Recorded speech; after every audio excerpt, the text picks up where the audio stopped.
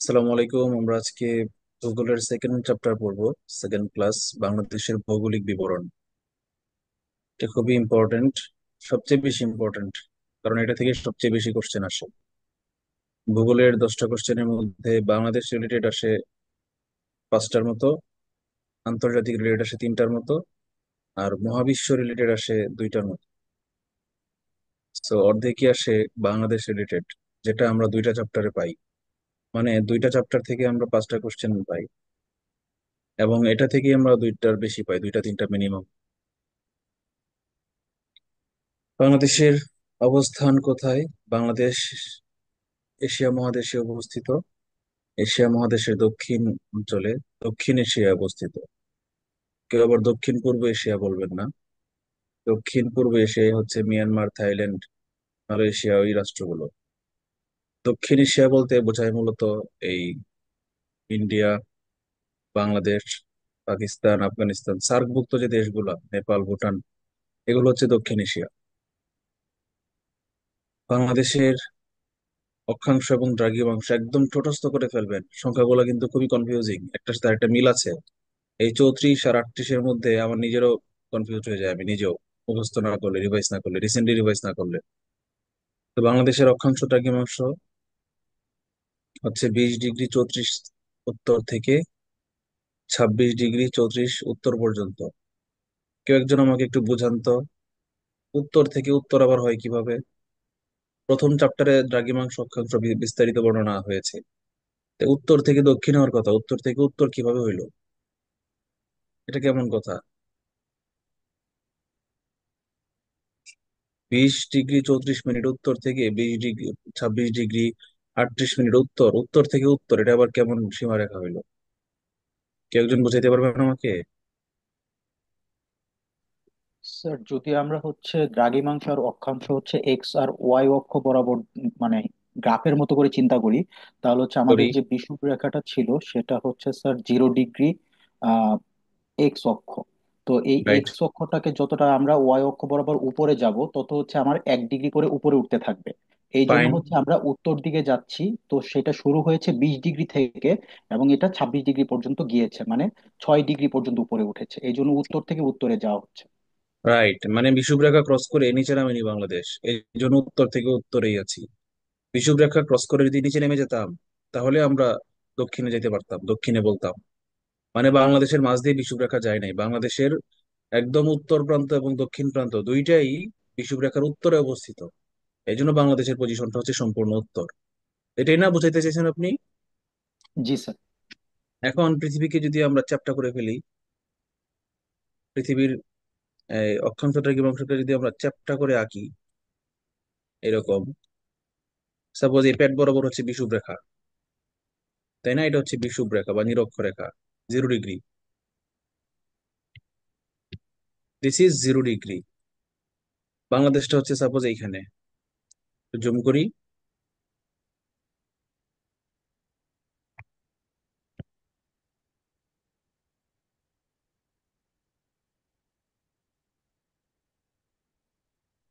Suppose এটা বাংলাদেশ, ঠিক আছে?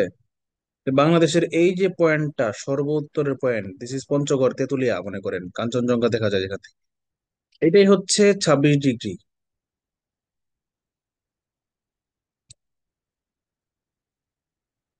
26°38'।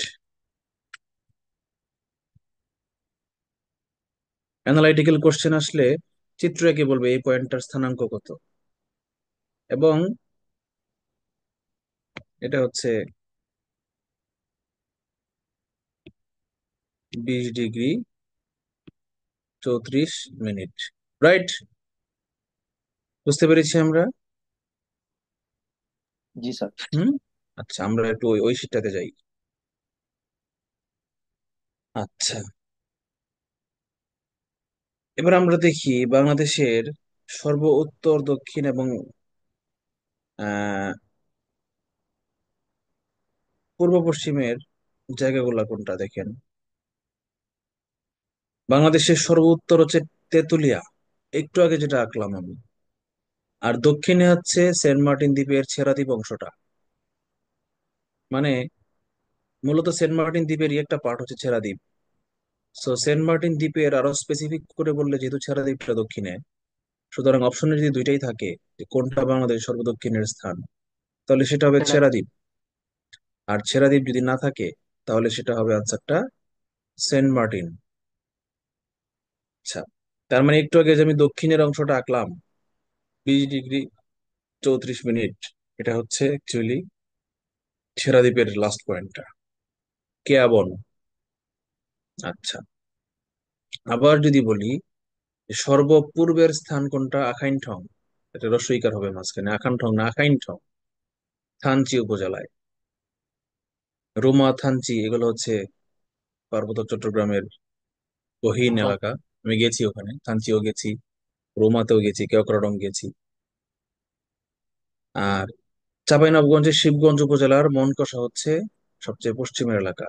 তাহলে এই দুইটা জায়গায় হচ্ছে সেই দুইটা দ্রাঘিমাংশ। আমরা একটু ওই চিত্রটাতে যাই।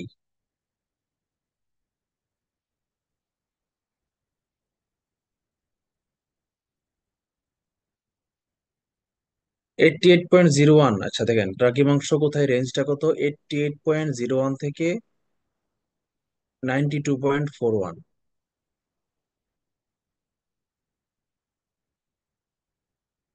এই যে এইখানে, এখানে একটা বাড়তি আছে না, রাখাটা একদম কারেক্ট হয়নি।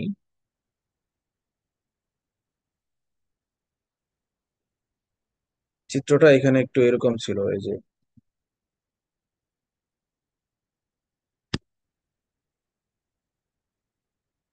এরকম ছিল তাই না, এরকম ছিল। এইখানে যে মাঝ বরাবর, পেট বরাবর এইখানে, এইটা হচ্ছে আখাইন ঠং।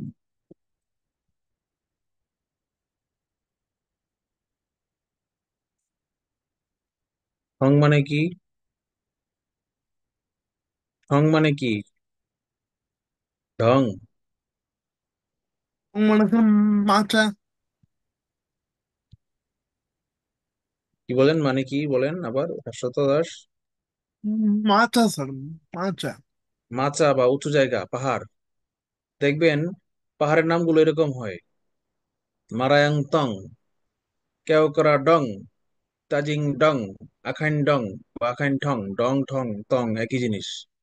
চাকমা, মারমা, তঞ্চঙ্গা এর এক একজন এক একটা নামে ডাকে, কেউ ডং ডাকে, কেউ ঠং ডাকে, কেউ থং ডাকে, কেউ তং ডাকে। সবকিছুর মানেই হচ্ছে মাচা বা উঁচু ভূমি বা কান্দা বা পাহাড় বা চূড়া, এগুলাই আর কি। তো 92°41' যে জায়গাটা, সেটাই হচ্ছে আমার আখাইন ঠং। ঠিক আছে। আর এই মাঝখানে পশ্চিম দিকে কুষ্টিয়ার পাশাপাশি চাঁপাইনবাবগঞ্জ জেলার শিবগঞ্জের মনকষা যে এলাকাটা, টেকনাফ থেকে তেতুলিয়া আমরা লিখলাম না কেন, কারণ টেকনাফ তেতুলিয়া আমরা মুখস্থ সবার। সেন্ট মার্টিন আর তেতুলিয়া আমাদের মুখস্থ সবার, আমাদের এমনি মনে থাকবে। কিন্তু আখাইন ঠোঙার মন কষাটা আমরা কথায় কথায় বলি না, যার কারণে আমাদের মুখস্থ করতে হবে, এই জন্য লিখলাম। মন কষাটা হচ্ছে 88.88 ডিগ্রি 101'। দুইটাই কিন্তু পূর্ব, মানে পূর্ব থেকে পূর্ব। হম সাপোজ এই যে 0°, এখানে ছিল মনে করেন গ্রিনিচ, গ্রিনিচ মানমন্দির। এই গ্রিনিচ শহরের পূর্বে যারা আছে তারা সবাই হচ্ছে পূর্ব। গ্রিনিচ থেকে আমরা এখন পূর্ব দিকে যাচ্ছি। বাংলাদেশের পূর্ব প্রান্ত পশ্চিম প্রান্ত দুইটাই কি গ্রিনিচ থেকে পূর্ব দিকে, এই জন্য এটা সম্পূর্ণটাই রেঞ্জটা পূর্ব থেকে পূর্ব এবং উত্তর থেকে উত্তর। গ্রিনিচ থেকে সম্পূর্ণ পূর্ব দিকে বলেই বাংলাদেশের রেঞ্জ পূর্ব, পশ্চিম পায় নাই। আবার বিষুবরেখা থেকে সম্পূর্ণ উত্তরে বলেই বাংলাদেশের রেঞ্জ হচ্ছে উত্তর, দক্ষিণ পায় নাই। গ্রিনিচ রেখার দক্ষিণে যারা থাকতো যেসব দেশ, তারা হচ্ছে পশ্চিম। এখন ক্লিয়ার হয়েছে বাংলাদেশের রেঞ্জটা। হুম। জি স্যার। আচ্ছা, বাংলাদেশের ঠিক মাঝামাঝি স্থান দিয়ে অতিক্রম করেছে কর্কট ক্রান্তি রেখা, ট্রপিক অফ ক্যাপ্রিকর্ন ইংলিশে বলা হয়, নাকি tropic of cancer? Sir tropic of এটা ক্যান্সার না ক্যান্সার। নাকি? ক্যান্সার, ক্যান্সার, সরি ভুল বলেছি। কর্কট ক্রান্তি ইংরেজি ট্রপিক অফ ক্যান্সার, আর মকর ক্রান্তি হচ্ছে ট্রপিক অফ ক্যাপ্রিকর্ন। মকর ক্রান্তি হচ্ছে দক্ষিণ গোলার্ধে, যেখানে আমাদের বাংলাদেশ যায়নি, বাংলাদেশ পড়েনি। উত্তর গোলার্ধের 23 ডিগ্রি, এই যে 23 ডিগ্রি, 23.5 ডিগ্রি, 23 ডিগ্রি 50 মিনিট, যে ইয়াটা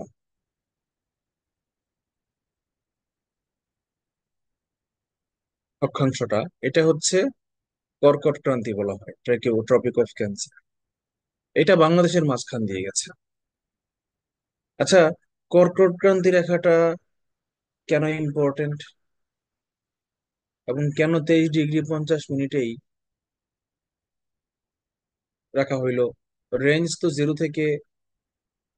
থেকে 90 পর্যন্ত। উত্তর দিকে অক্ষাংশ, উত্তর গোলার্ধে 0 ডিগ্রি, বিষুবরেখা 0 ডিগ্রি থেকে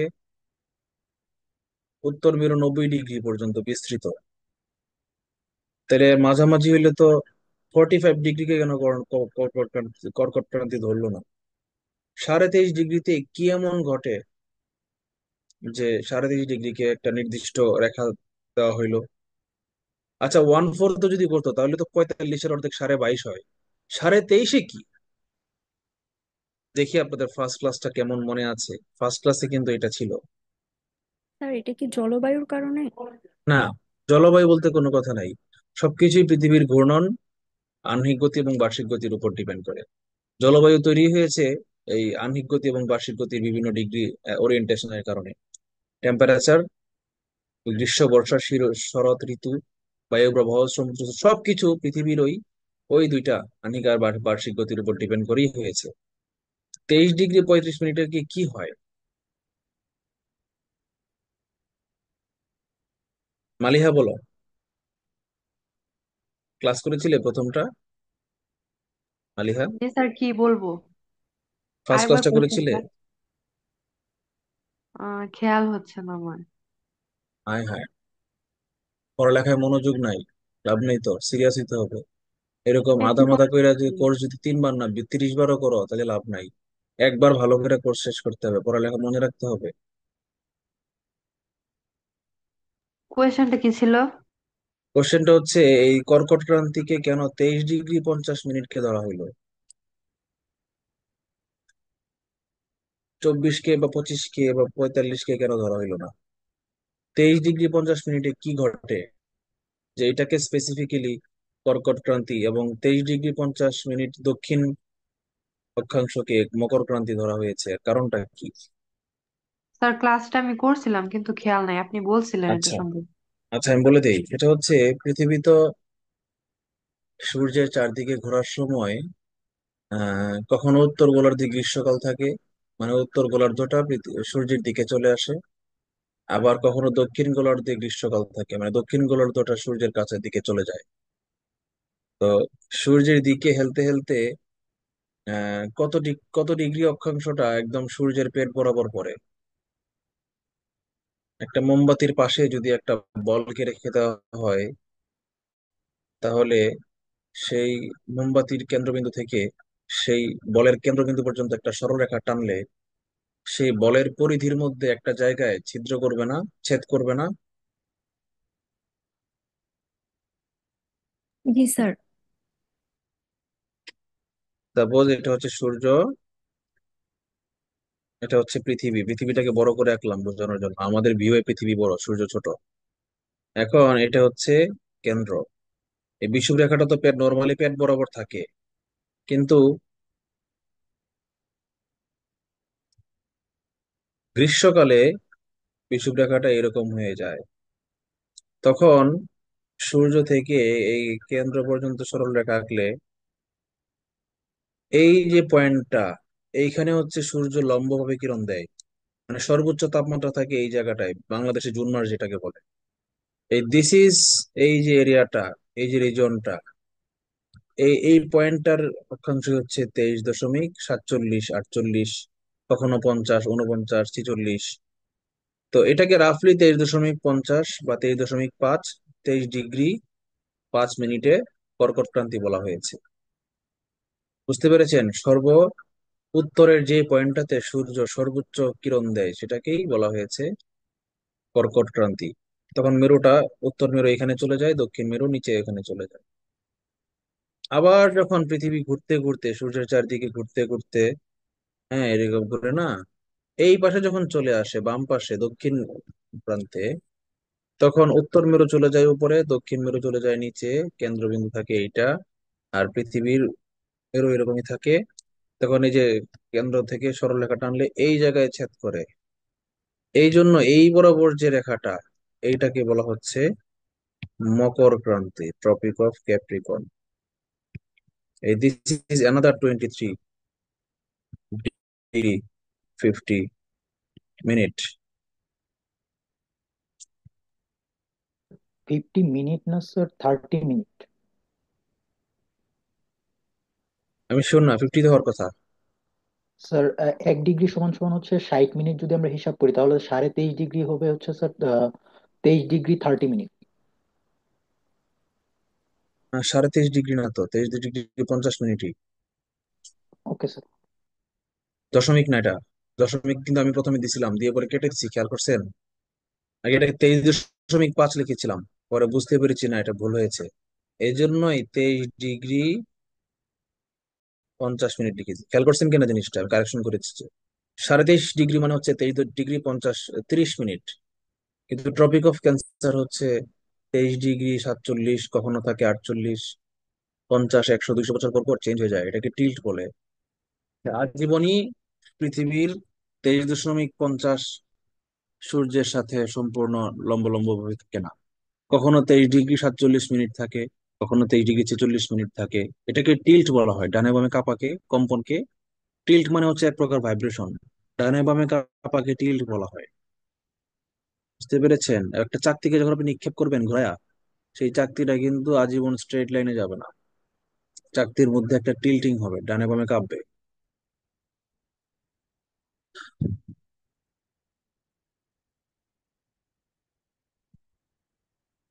সম্পূর্ণ ক্লিয়ার হয়েছে বিষয়টা? জি স্যার, ক্লিয়ার স্যার। ওকে। আচ্ছা, পৃথিবী পূর্ব পশ্চিমের সর্বোচ্চ বিস্তৃতি মানে আমাদের ওই আকাইনঠং থেকে যদি আমরা মন কষা পর্যন্ত সরাসরি স্ট্রেট লাইন না এঁকে রেঞ্জ অনুযায়ী, গ্রাফ অনুযায়ী স্ট্রেট লাইন আঁকি, সেটা হয়ে যাবে 440 কিলোমিটার। আবার পঞ্চগড়ের তেঁতুলিয়া থেকে টেকনাফ বা ছেড়াদ্বীপ পর্যন্ত যদি লাইন আঁকি স্ট্রেট লাইন, সেটা হবে সরাসরি স্ট্রেট লাইন না, কোনাকুনি স্ট্রেট লাইন না, গ্রাফকে যদি আমরা গ্রাফ অনুযায়ী যদি আমরা স্ট্রেট লাইন আঁকি উত্তর থেকে দক্ষিণ বরাবর লম্বালম্বি ভার্টিক্যাল, সেটা হবে 760 কিলোমিটার। বাংলাদেশের মোট আয়তন 1,47,570 বর্গ কিলোমিটার, বা 56,977 বর্গ মাইল। তারপর 2015 সালে নাকি 16 সালে ছিটমহল বিনিময় হয়েছে 15 সালে স্যার। 15 আগস্টে। জুলাই হয়েছে, আগস্টে তারা উদযাপন সেলিব্রেট করেছে। 2015 সালে যখন ছিটমহল বিনিময় হলো, তারপরে বাংলাদেশের কিছু এরিয়া বেড়েছে, সেটা হয়ে গেছে 1,47,610 বর্গ কিলোমিটার। স্যার এখন সুতরাং যদি কোয়েশ্চেন আসে যে মানে মোট আয়তন কত, দুইটাই যদি তাহলে থাকে কোনটা দিব? তাহলে 610 দিবেন, আর 610 না থাকলে 570 দিবেন। আচ্ছা। এটা আমাকে প্রশ্ন কেন করতে হলো, নিজেরা কেন বুঝলেন না? যেটা অধিকতর সঠিক সেটাকে আনসার দিবেন। বিনিময়ের পর যেটা ঘটছে সেটাই বর্তমানে বাস্তব, সেটাই সঠিক। আমাদের পুরাতন ছোটবেলার বইয়ে ছিল 1,47,570, আমরা পড়েছি। আচ্ছা, বাংলাদেশের নদী অঞ্চলের আয়তন 9,405 বর্গ কিলোমিটার। বোঝার কিছু নাই, মুখস্থ করবেন। বনাঞ্চলের আয়তন 21,657 বর্গ কিলোমিটার। এটাকে হেক্টরে প্রকাশ করলে হয় 2.32 মিলিয়ন হেক্টর। জমির এককের একটা পরিমাপ হচ্ছে হেক্টোমিটার বা হেক্টর। স্কয়ার হেক্টোমিটারকে হেক্টর বলা হয়। বাংলাদেশের মধ্যভাগ দিয়ে উত্তর দক্ষিণে অতিক্রম করেছে 90 ডিগ্রি পূর্ব দ্রাঘিমা রেখা। পূর্ব দ্রাঘিমা রেখাগুলোর রেঞ্জ কত? 0 থেকে কত পর্যন্ত ভাগ করা হয়েছে দ্রাঘিমা রেখাগুলোকে? স্যার 180। 180 পর্যন্ত। মানে পুরা পৃথিবী যে বৃত্ত গোলাকার 360 ডিগ্রি, একটা বৃত্তের চারদিকে পরিধি হয় 360 ডিগ্রি। এই গ্রিনিচ শহরকে জিরো ধরে গ্রিনিচ শহরের পূর্ব দিকে 180 ডিগ্রি পর্যন্ত অর্ধেক বৃত্তকে ধরা হয়েছে 180 পূর্ব পর্যন্ত। আবার গ্রিনিচ শহরকে জিরো ধরে পশ্চিম দিক থেকে আরো 180 ধরা হয়েছে পশ্চিম গোলার্ধ, পশ্চিম দিকে অর্ধেক। এই টোটাল 360, 180, 180, 360। তাহলে পূর্ব দিকের যে 180 আছে তার ঠিক মাঝখানে হচ্ছে বাংলাদেশ। এটাকে 90 ডিগ্রি পূর্ব দ্রাঘিমা রেখা বলা হচ্ছে। এই 90 ডিগ্রি পূর্ব দ্রাঘিমা রেখা আর বাংলাদেশের কর্কট ক্রান্তি রেখা উপর দিয়ে এই দুইটা রেখা গেছে, ইম্পর্টেন্ট দুইটা জিওগ্রাফিক্যাল লাইন, খুবই ইম্পর্টেন্ট দুইটা লাইন। এই দুইটা গেছে বাংলাদেশের একটা পয়েন্টের উপর দিয়ে। বাংলাদেশের একটা জায়গায় দাঁড়ালে তারপর সেটার উপর দিয়ে পূর্ব পশ্চিমে গেছে হচ্ছে কর্কট ক্রান্তি রেখা, আর উত্তর দক্ষিণে কাল্পনিক ভাবে গেছে 90 ডিগ্রি পূর্ব দ্রাঘিমা রেখা। এই দুইটা রেখার সংযোগ স্থলকে বলা হচ্ছে, কি যেন বলা হয়, পয়েন্ট আমি ভুলে গেছি নামটা।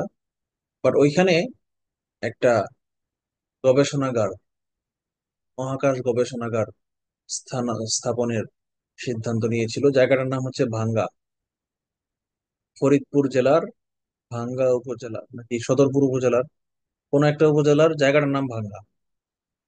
এখানে একটা হয়েছে, ফ্লাইওভার, বিশাল একটা সুন্দর নান্দনিক ফ্লাইওভার হয়েছে। এবং এই রাস্তার ভাঙ্গার উপর দিয়ে আমি বহু বছর গেছি, পিরোজপুর মাদারীপুর চাকরি করেছি তো, এবং এখনো যাই ইলিশ মাছ কিনতে। এই ভাঙ্গা থেকে একটা রাস্তা চলে গেছে দক্ষিণে মাদারীপুর হয়ে বরিশাল, একটা গেছে পশ্চিম দক্ষিণ পশ্চিম কোনাকুনি গোপালগঞ্জ হয়ে খুলনা পিরোজপুর দিকে, আর উত্তর দিকে গেছে ফরিদপুর, আর পূর্ব দিকে গেছে হচ্ছে পদ্মা সেতু হয়ে ঢাকা। মানে ঢাকা থেকে পদ্মা সেতু পার হয়ে সামনে 20-25 কিলোমিটার আগাইলেই এই ভাঙ্গা এলাকাটা।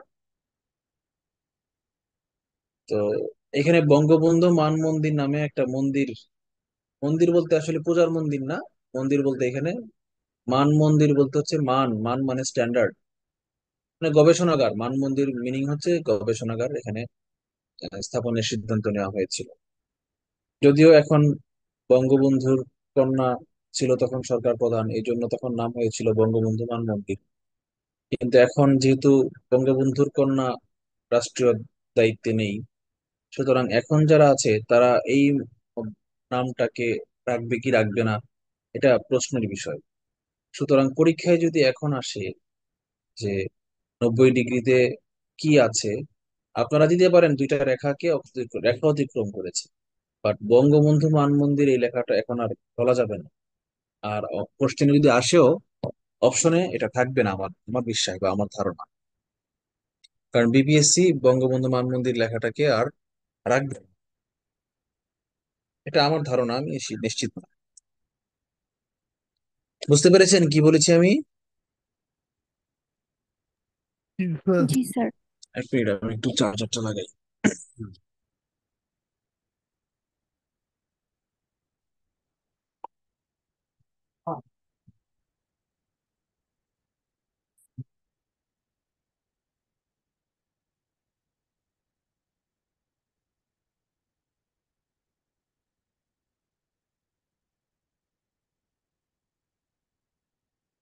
হুম, এই যেটা, এটা নিয়ে গত বছর, মানে ছিল গত বছর পর্যন্ত এটা প্রযোজ্য ছিল, কিন্তু এখন এটা আর থাকবে না। আমরা বঙ্গবন্ধু মান মন্দির কথাটা ভুলে যাই, বাট এই জায়গাগুলো আমরা মনে রাখি। আচ্ছা,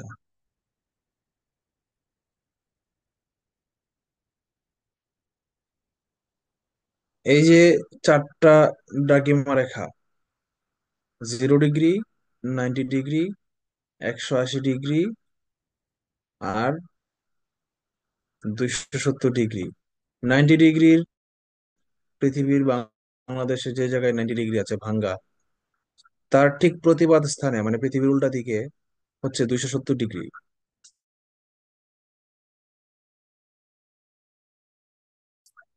এই 270 ডিগ্রি আর 90 ডিগ্রি একটা একটা অপোজিট, 0 ডিগ্রি আর 180 ডিগ্রি একটা একটা অপোজিট। তো এই চারটাকে এই চারটা হচ্ছে দ্রাঘিমা রেখা উত্তর দক্ষিণে বিস্তৃত ইম্পর্টেন্ট লাইন।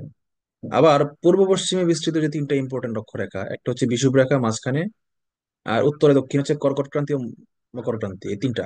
তাহলে তিনটা সরলরেখা ভার্টিক্যাল, তিনটা সরলরেখা হচ্ছে হরাইজন্টাল অনুভূমিক, আর চারটা সরলরেখা হচ্ছে উলম্ব রেখাকে যদি আমরা খাতায় আঁকি তাহলে তারা কয়টা পয়েন্টে ছেদ করবে? তিন চারে 12টা। 12টার মধ্যে 10টাই পড়েছে পানিতে, মহাসাগরে। দুইটা হচ্ছে স্থলভাগে। এই দুইটার মধ্যে একটা হচ্ছে সাহারা মরুভূমিতে, স্থলের মধ্যে দুইটা, যেখানে মানুষ টানুষ থাকে না, বিরান ভূমি, মরুভূমি। আর একটা হচ্ছে মনুষ্য বসতিতে, সেটা হচ্ছে ফরিদপুরের ভাঙ্গায়। মানে এই চার 7টা ইম্পর্টেন্ট লাইনের 12টা ক্রসিং পয়েন্টের মধ্যে একটাই হচ্ছে মানব মানব মানব বসতিতে, এন্ড দ্যাট ইজ বাংলাদেশের মধ্যে। এটা কিন্তু একটা ভাবার বিষয়, প্রাউড ফিল করার মতো বিষয়। যদিও এখানে বাংলাদেশের কোনো ক্রেডিট নাই, এটা হয়ে গেছে অটোমেটিক্যালি বাংলাদেশ এই জায়গায়। আচ্ছা, স্যার, কর্কট ক্রান্তি রেখা থাকার কারণে তো হচ্ছে এটা আরো দুর্ভাগ্য। মানে এই অঞ্চলে তো গরম বা জলবায়ু খুব খারাপ থাকে এই কারণে, আবহাওয়া। না এটা সঠিক। কর্কট ক্রান্তি হওয়ার কারণে দুর্ভাগ্য তা না, বরং বলেন যে কর্কট ক্রান্তির উপরে পড়ার কারণেই আমার বাংলাদেশ নাতিশীতোষ্ণ। যদি কর্কট ক্রান্তিতে না পড়ে আরো উত্তরে পড়তো, বাংলাদেশ থেকে আপনি মাত্র 100-200 কিলোমিটার উত্তরে গেলেই আপনি চলে যাবেন হচ্ছে কোথায়? নেপাল পার হয়ে হিমালয় পাহাড়ে চলে যাবেন, তিব্বত, নেপাল, চীন। জি স্যার। ওইসব জায়গায় প্রকৃতি কেমন চরম ভাবাপন্ন, তাই না? আবার বাংলাদেশ থেকে দক্ষিণে যদি আপনি কর্কট ক্রান্তির দিকে যান, বিষুব রেখার দিকে যান, ওইদিকে আরো গরম, সারা বছরই গ্রীষ্মকাল, যেমন মরুভূমি এলাকা। এগুলো একদম বিষুব রেখার উপরে পড়ার কারণেই মরুভূমি হয়ে গেছে।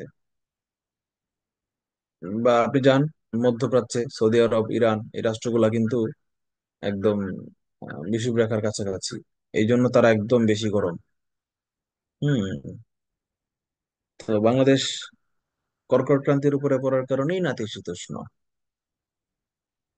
আপনি কল্পনা করতে পারেন এমন একটা দেশে মানুষ থাকে যেখানে পানি নাই, মানে পানি মানে বরফ, টেম্পারেচার কন্টিনিউয়াস জিরোর নিচে থাকে। আপনি বেশি দূর না, আমি সাইবেরিয়া যাব না, নরওয়ে যাব না, রাশিয়া যাব না, আমি বলবো দক্ষিণ কোরিয়া।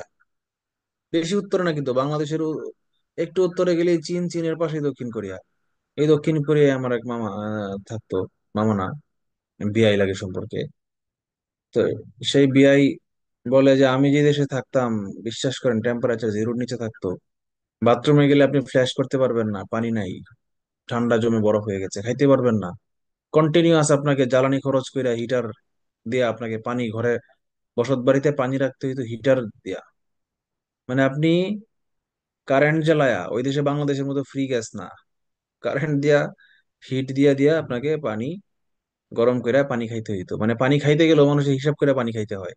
আর আমরা তো গোসলে গেলে 14 বালতি পানি অপচয় করি, তাই না? ট্যাপ ছাইরে আমরা দাঁত মাজে থাকি, পরে যখন দাঁত মাজা শেষ হয় তখন কুলি করি। কুলি করার পরেও সময়ও আমরা বন্ধ করি না, কুলি কইরা করতেই থাকি। আর ওই দেশের মানুষ কুলি করার সময় একটু পানি হাতে নেয়, নিয়ে ট্যাপ বন্ধ করে, কইরা পরে কুলি করে ফালায়, ফালায় আবার নিচে হাত দেয় ট্যাপের নিচে, পরে একটু পানি ছাড়ে, ছাইরা পানি উপচে পড়ার আগে বন্ধ করে, কইরা পরে সেভাবে পানি তারা কুলি করে। তার মানে ওই সব দেশে পানি বিল দিতে হয় হিসাব করে করে। বুঝতে পেরেছেন? তাহলে বলেন বাংলাদেশ কত শান্তিতে আছি আমরা। আমাদের দেশটাই এসি, আমাদের এসি লাগে না। জি স্যার, আলহামদুলিল্লাহ। স্যার, আলহামদুলিল্লাহ। ইভেন ভারতের যদি গুজরাট বা মহারাষ্ট্র, মানে যেটা মুম্বাই, সেখানে কিন্তু শী- শীত মৌসুমটা প্রায় থাকে নাই বলতে গেলে। দক্ষিণ অঞ্চলে না, গরম বেশি, হ্যাঁ তাই না? হ্যাঁ, গুজরাট বা মহারাষ্ট্রের দিকে, সেখানে সা- সারা বছরই তাপমাত্রা 35, 40 কাছাকাছি থাকে।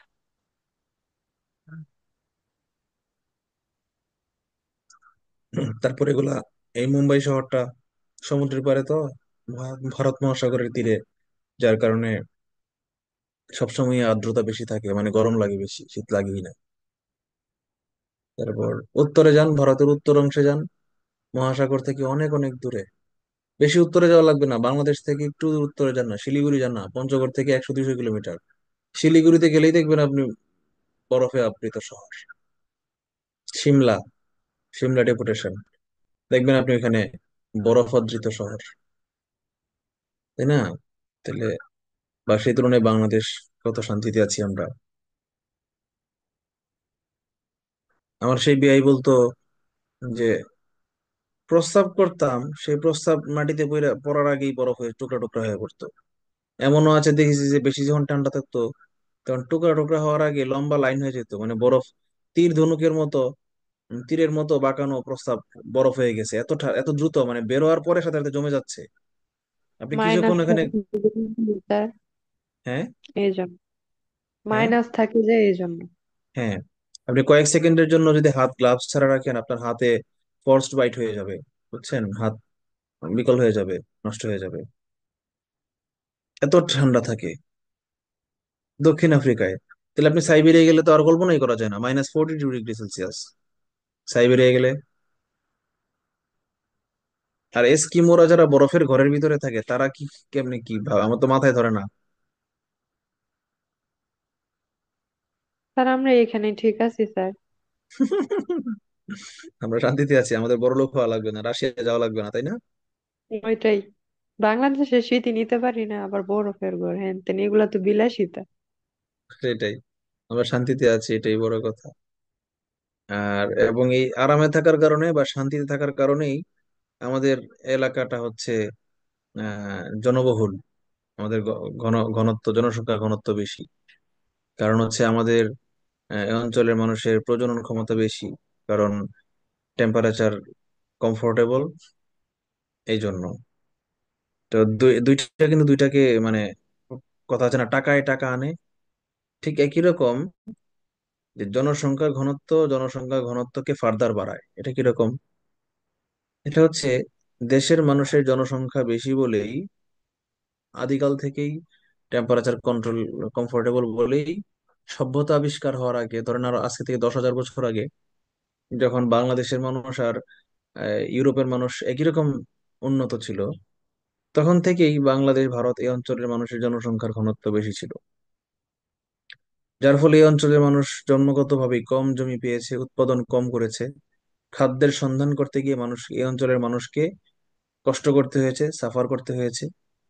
এক জমি নিয়ে দুই ভাই, বাবার জমি নিয়ে দুই ভাই মারামারি করেছে, জমি পায় না ধান ফলানোর। যার ফলে অর্থনৈতিক সমৃদ্ধি না থাকার কারণে জ্ঞান বিজ্ঞান চর্চা করার সময় চিন্তাধারা পায়নি। যার কারণে আমাদের এই অঞ্চলে জ্ঞান বিজ্ঞানের প্রসার কম হয়েছে, আর্থিক অভাবের কারণে।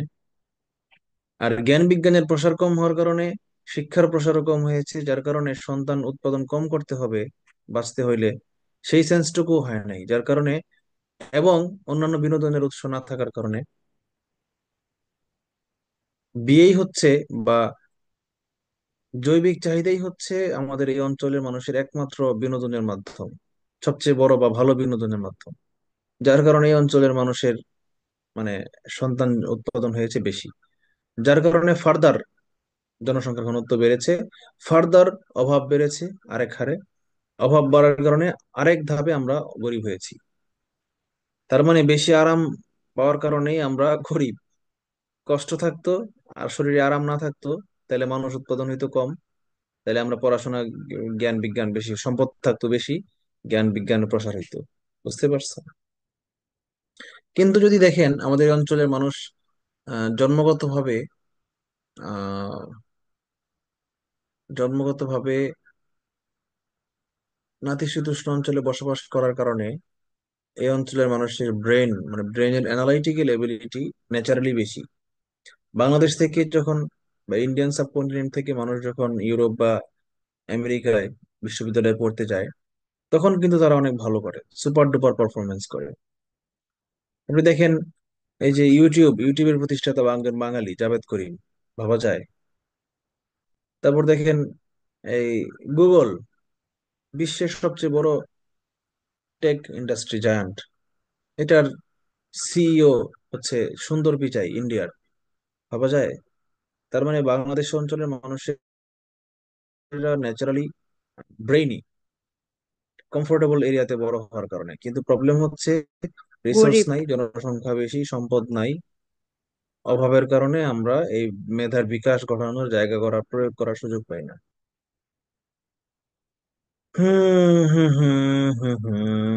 আমরা চলে যাই যেখানে ছিলাম সেখানে।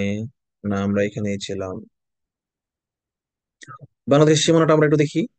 বাংলাদেশের সঙ্গে ভারতের 5টি প্রদেশ এবং মিয়ানমারের 2টি প্রদেশ আমরা পেয়েছি। কি কি? বাংলাদেশের উত্তরে হচ্ছে ভারতের পশ্চিমবঙ্গ, মেঘালয় এবং আসাম প্রদেশ। একদম উত্তরে পঞ্চগড়ের সঙ্গে লাগানো যে এলাকাটা, এটা হচ্ছে ভারতের পশ্চিমবঙ্গ প্রদেশ। আর বাংলাদেশের মাঝ বরাবর উত্তরে, মানে ময়মনসিংহ, গারো পাহাড়, জামালপুর, শেরপুর, নেত্রকোনা, এটার উত্তরে যে পাহাড়গুলো সেগুলো হচ্ছে মেঘালয়। আর সিলেট বরাবর যেগুলো সেগুলো হচ্ছে আসাম। আবার সিলেট পার হয়ে কোনাকুনি সিলেটের পূর্ব দিকে জকিগঞ্জের পাশে যে ভারতের প্রদেশ, সেটা ভারতের আসাম। তার মানে উত্তর আর পূর্ব যে কোনাটা সিলেট অঞ্চলে সেটা হচ্ছে আসাম। ঠিক আছে। এরপরে নিচের দিকে কুমিল্লা বরাবর, ব্রাহ্মণবাড়িয়া বরাবর যে রাজ্যটা সেটা হচ্ছে ত্রিপুরা, ভারতের ত্রিপুরা। আরো নিচে নামলে একদম খাগড়াছড়ি বা বা সাজেক, বান্দরবনের সাজেক, এই এলাকাগুলো বরাবর হচ্ছে ভারতের মিজোরাম প্রদেশ। আমি সাজেকে গেছিলাম। সাজেক তখনও পপুলার হয় নাই, 2016 লাস্টে মেবি, মানে আমার আমি স্যার বিসিএস হওয়ার। উনিশে আমি স্যার হ্যাঁ, 19-এ গেছিলাম। আমি স্যার সাজেক 19-এ গেছিলাম। 19-এ। আচ্ছা, আমাদের যখন বিসিএস রেজাল্ট হইলো তখন আমরা অনেক ট্যুর দিয়েছি, ঘোরাঘুরি করেছি। ক্যাডাররা ক্যাডাররা ফেসবুক গ্রুপ থেকে ক্যাডার অনেক অফিসাররা মিলিত হয়েছি। তা আমার এক বন্ধু ছিল ফরেনের, ওয়ালিদ। আপনারা চিনেন তাকে, বাংলাদেশ পৃথিবীর প্রথম তৃতীয় লিঙ্গের ডিপ্লোম্যাট ওয়ালিদ ইসলাম, বাংলাদেশের। কয়েকদিন আগে ভাইরাল হয়েছিল, মাস 6 আগে। শুনেছেন জি। আপনারা? সে কিন্তু আমার ব্যাচমেট এবং খুব ক্লোজ ফ্রেন্ড আমার। ইভেন তখনও আমি জানতাম না যে সে তৃতীয় লিঙ্গের, আই মিন হিজড়া। ওকে অনেকবার বলেছি, কিরে বন্ধু, বিয়ে করস না কেন, বিয়ে করস না কেন, তোর কি কোনো প্রবলেম? তা আমি ভেবেছিলাম ওর মনে হয় কোনো ইমোশনাল প্রবলেম, সে কখনো আমার সাথে শেয়ার করতো না। তো যেহেতু ক্লোজ ফ্রেন্ড, সব কলিগকে এটা জিজ্ঞেস করা যায় না, বিয়েটা খুবই পার্সোনাল বিষয়। বন্ধুদেরকে খুব সহজেই জিজ্ঞেস করা যায়, কিরে তোর বয়ফ্রেন্ড নাই কেন, গার্লফ্রেন্ড নাই কেন। কিন্তু কলিগ লেভেলে এসে, জব লেভেলে এসে বিয়ের বা এইসব জিজ্ঞেস করা একটু করা যায় না সহজে। ডিস্টেন্স মেনটেন করে চলতে হয়। আর ওর সাথে আমার খুব ক্লোজ রিলেশন ছিল বলে ওকে অনেকবার জিজ্ঞেস করেছি, কিরে বিয়ে করস না কেন, তোর গার্লফ্রেন্ড টার্লফ্রেন্ড কই, কি। কিন্তু সে কখনোই শেয়ার করতো না। আমি ভাবছি সে মনে হয় জীবনে অনেক বড় লেভেলের একটা চাকা খাইছে, এই জন্য সে বোধহয় এসব নিয়ে আর ভাবে না, সে তার জব নিয়ে ডেডিকেটেড। পরে ওই দিনের পোস্টের পরে জানতে পারলাম যে অ্যাকচুয়ালি তার এই প্রবলেমটা ছিল। আরেকটা বন্ধু ছিল হচ্ছে অ্যাডমিনের, এখন 36 অ্যাডমিনে আছে, মানে 35 ইনফরমেশনে ছিল। সামজাদ অনিক, ওর বাড়ি চিটাগাং। তো আমরা 3জন মিলে ঘুরতে গেছি। সরি, আরেকটা ছেলে ছিল সালেহিন। ও হচ্ছে, না, সালেহিনকে নিয়ে তো সাজেক যায়নি। সালেহিনকে নিয়ে গেছিলাম হচ্ছে আমরা রাঙ্গামাটি। আমি, ওয়ালিদ আর সালেহিন গেছিলাম রাঙ্গামাটি। আর আমি, ওয়ালিদ আর আমরা 3জন ঠিকই আছে। রিপন তো গেছিল। আমি 2টা ট্যুরকে আমি গোলায় ফেলছি। হোয়াট এভার, সামজাদ অনেক ছিল, এটা শিওর। সাজেক যখন গেছিলাম, তো রিপন ছিল, আমি, অনেক, রিপন, আমরা কয়েক বন্ধু মিলে সাজেক গেছিলাম। তখনও সাজেক ওইরকম ইয়ে না কিন্তু, মানে এখন যেরকম ঘিঞ্জি বা অনেক পর্যটক যায়, লাইন ধরে যায় গাড়ির, ওইরকম, এবং অনেক ঘর, অনেক ওইরকম ছিল না, একদম ন্যাচারাল ছিল অনেকটা, 16 সালের শেষ দিকের কথা। তো সন্ধ্যার পরের যে দৃশ্যটা, মানে কি যে আমরা যে কি ন্যাচারাল দৃশ্য পেয়েছি, এটা এখনকার মানুষজন পায় না। আমরা সন্ধ্যার দিকে হাঁটতেছি, উপরে লাইট পোস্ট, দেখি যে মেঘ চলে যাচ্ছে। রাতের বেলা আলো আঁধারের একটা খেলা, মেঘ আমাদের ভিজায় ভিজায় চলে যাচ্ছে। পরে ওরা তো চিটাইঙ্গা, ওরা ওদের ভাষাটা একটু একটু বোঝে, আমি খুবই একেবারেই বুঝতাম না। তো ওখানে ত্রিপুরা কয়েকটা মানুষজন ছিল, নাকি লুসাই ভুলে গেছি। ওরা বলতেছে ওই যে দেখা যায় লাইট গুলা দূরে, অনেক দূরে, এটা হচ্ছে মিজোরাম, ইন্ডিয়ার মিজোরাম প্রদেশের লাইট।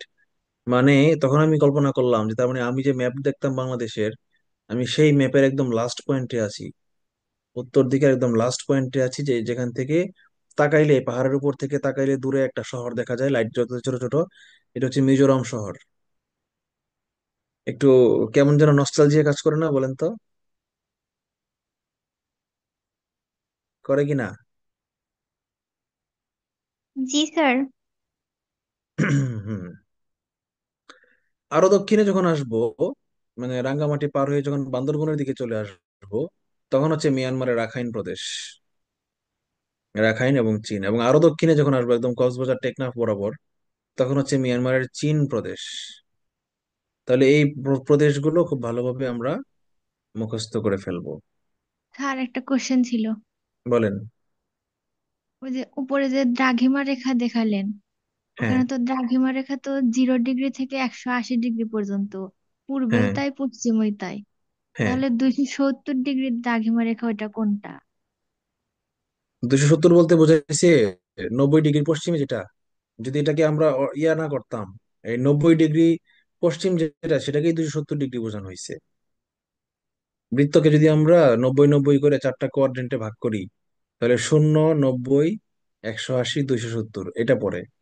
আর 360-এ ভাগ না করে যদি 180-র দুইটা পার্টে ভাগ করি, তাহলে 0 90 180 পূর্ব, আবার 0 90 180 পশ্চিম, এটা পড়ে। তো এখানে 270 ডিগ্রি বলতে মূলত 90 ডিগ্রি পশ্চিমকেই বোঝানো হয়েছে। বুঝতে পেরেছেন? জি স্যার। আচ্ছা।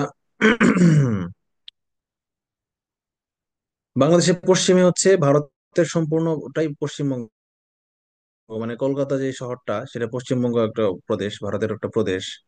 তাহলে দেখেন, ভারতের একটা প্রদেশই বাংলাদেশের এরিয়ার চেয়ে বড়। চিন্তা করেন, বাংলাদেশের এরিয়াটা কিন্তু পশ্চিম সাইডে অনেক অনেক বিস্তৃত, কারণ কারণ উত্তরে পঞ্চগড়, অনেক দূর কিন্তু। হুম। পঞ্চগড় কিন্তু অনেক লম্বা, মানে বাংলাদেশের বাড়তি অংশ। এই পঞ্চগড়টা আর ওই যে কক্সবাজারের পরে যে টেকনাফ পর্যন্ত 70-80 কিলোমিটার, এটা কিন্তু বাড়তি লম্বা, লেজের মতো কিন্তু, খেয়াল করেন। এই লম্বা লেজটা সহ যদি ধরি বাংলাদেশের, তাইলেও সে তার চেয়েও পশ্চিমবঙ্গ বড়।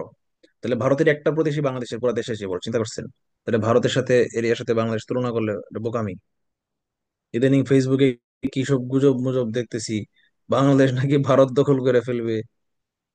কি এগুলা শুরু করছে বাংলাদেশের মানুষজন, খায় দেয় কাজ নাই, বিনোদনের অভাব হয়েছে, বুঝতে পারছি। এই শীতকালে যাদের বয়ফ্রেন্ড গার্লফ্রেন্ড নাই বা বিয়ে করে নাই, ওরাই এইসব আজে বাজে গুজব ছড়াইতেছে যে বাংলাদেশ নাকি ভারত দখল করে ফেলবে। আপনারা দেখছেন না এগুলো ফেসবুকে? স্যার দখল তো হবে না, তবে স্যার একটা মানে অর্থনৈতিক ভাবে ক্ল্যাশ তৈরি হইতেছে, যেটা খুবই বাজে হবে স্যার। তো আসলে সাংবাদিকরা ইন্ডিয়ার যে কি কি হবে, কিভাবে কি কি নিউজ আসবে করে যাবে? মানে দেখে হাসি পাওয়া যায়।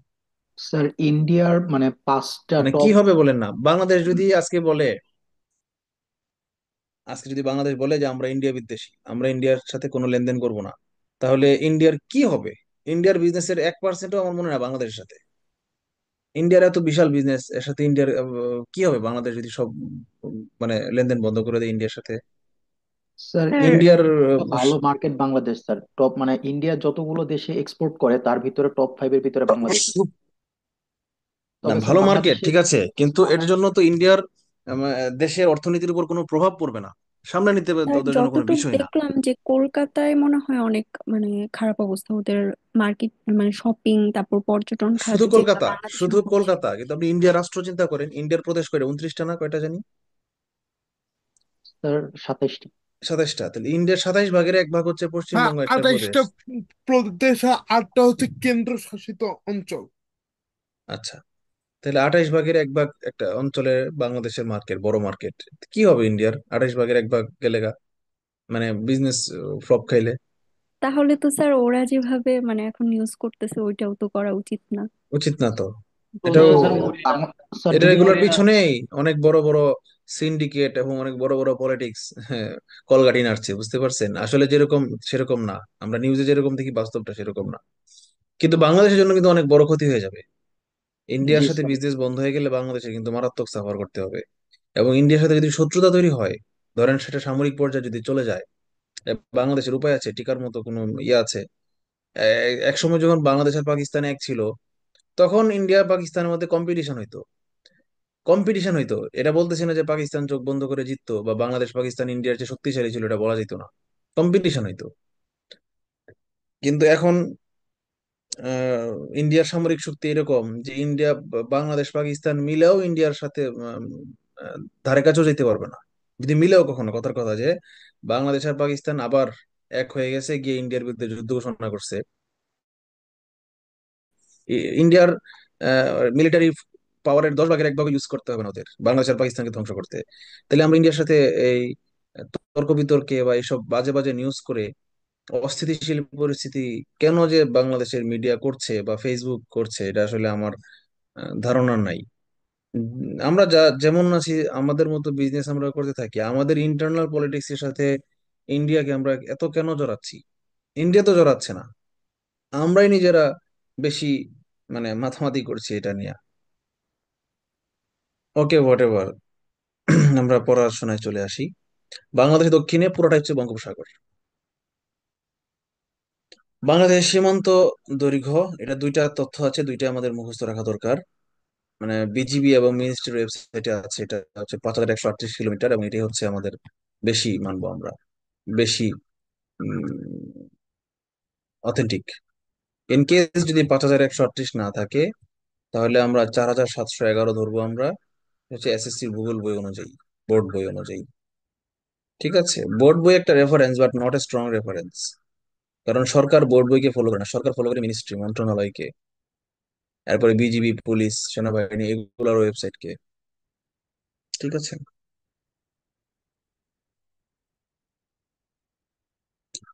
বাংলাদেশের রাজনৈতিক সমুদ্র উপকূল হচ্ছে 12 নটিক্যাল মাইল। 1 নটিক্যাল মাইল মানে হচ্ছে 1.859 কিলোমিটার।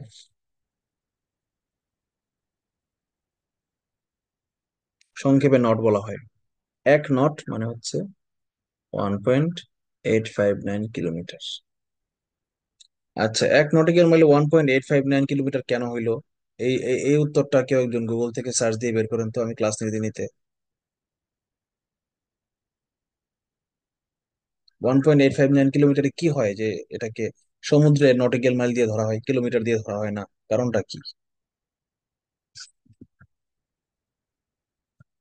অর্থনৈতিক সমুদ্র সীমা হচ্ছে 200 নটিক্যাল মাইল, আর মহীসোপানের দৈর্ঘ্য হচ্ছে 354 নটিক্যাল মাইল। মহীসোপান মানে হচ্ছে ঢাল, বঙ্গোপসাগরের যে পর্যন্ত ঢাল সেটা হচ্ছে 354 কিলোমিটার। এরপরে গিয়ে 354 নটিক্যাল মাইল মানে প্রায় 600 মাইল, কিলোমিটারের মতো।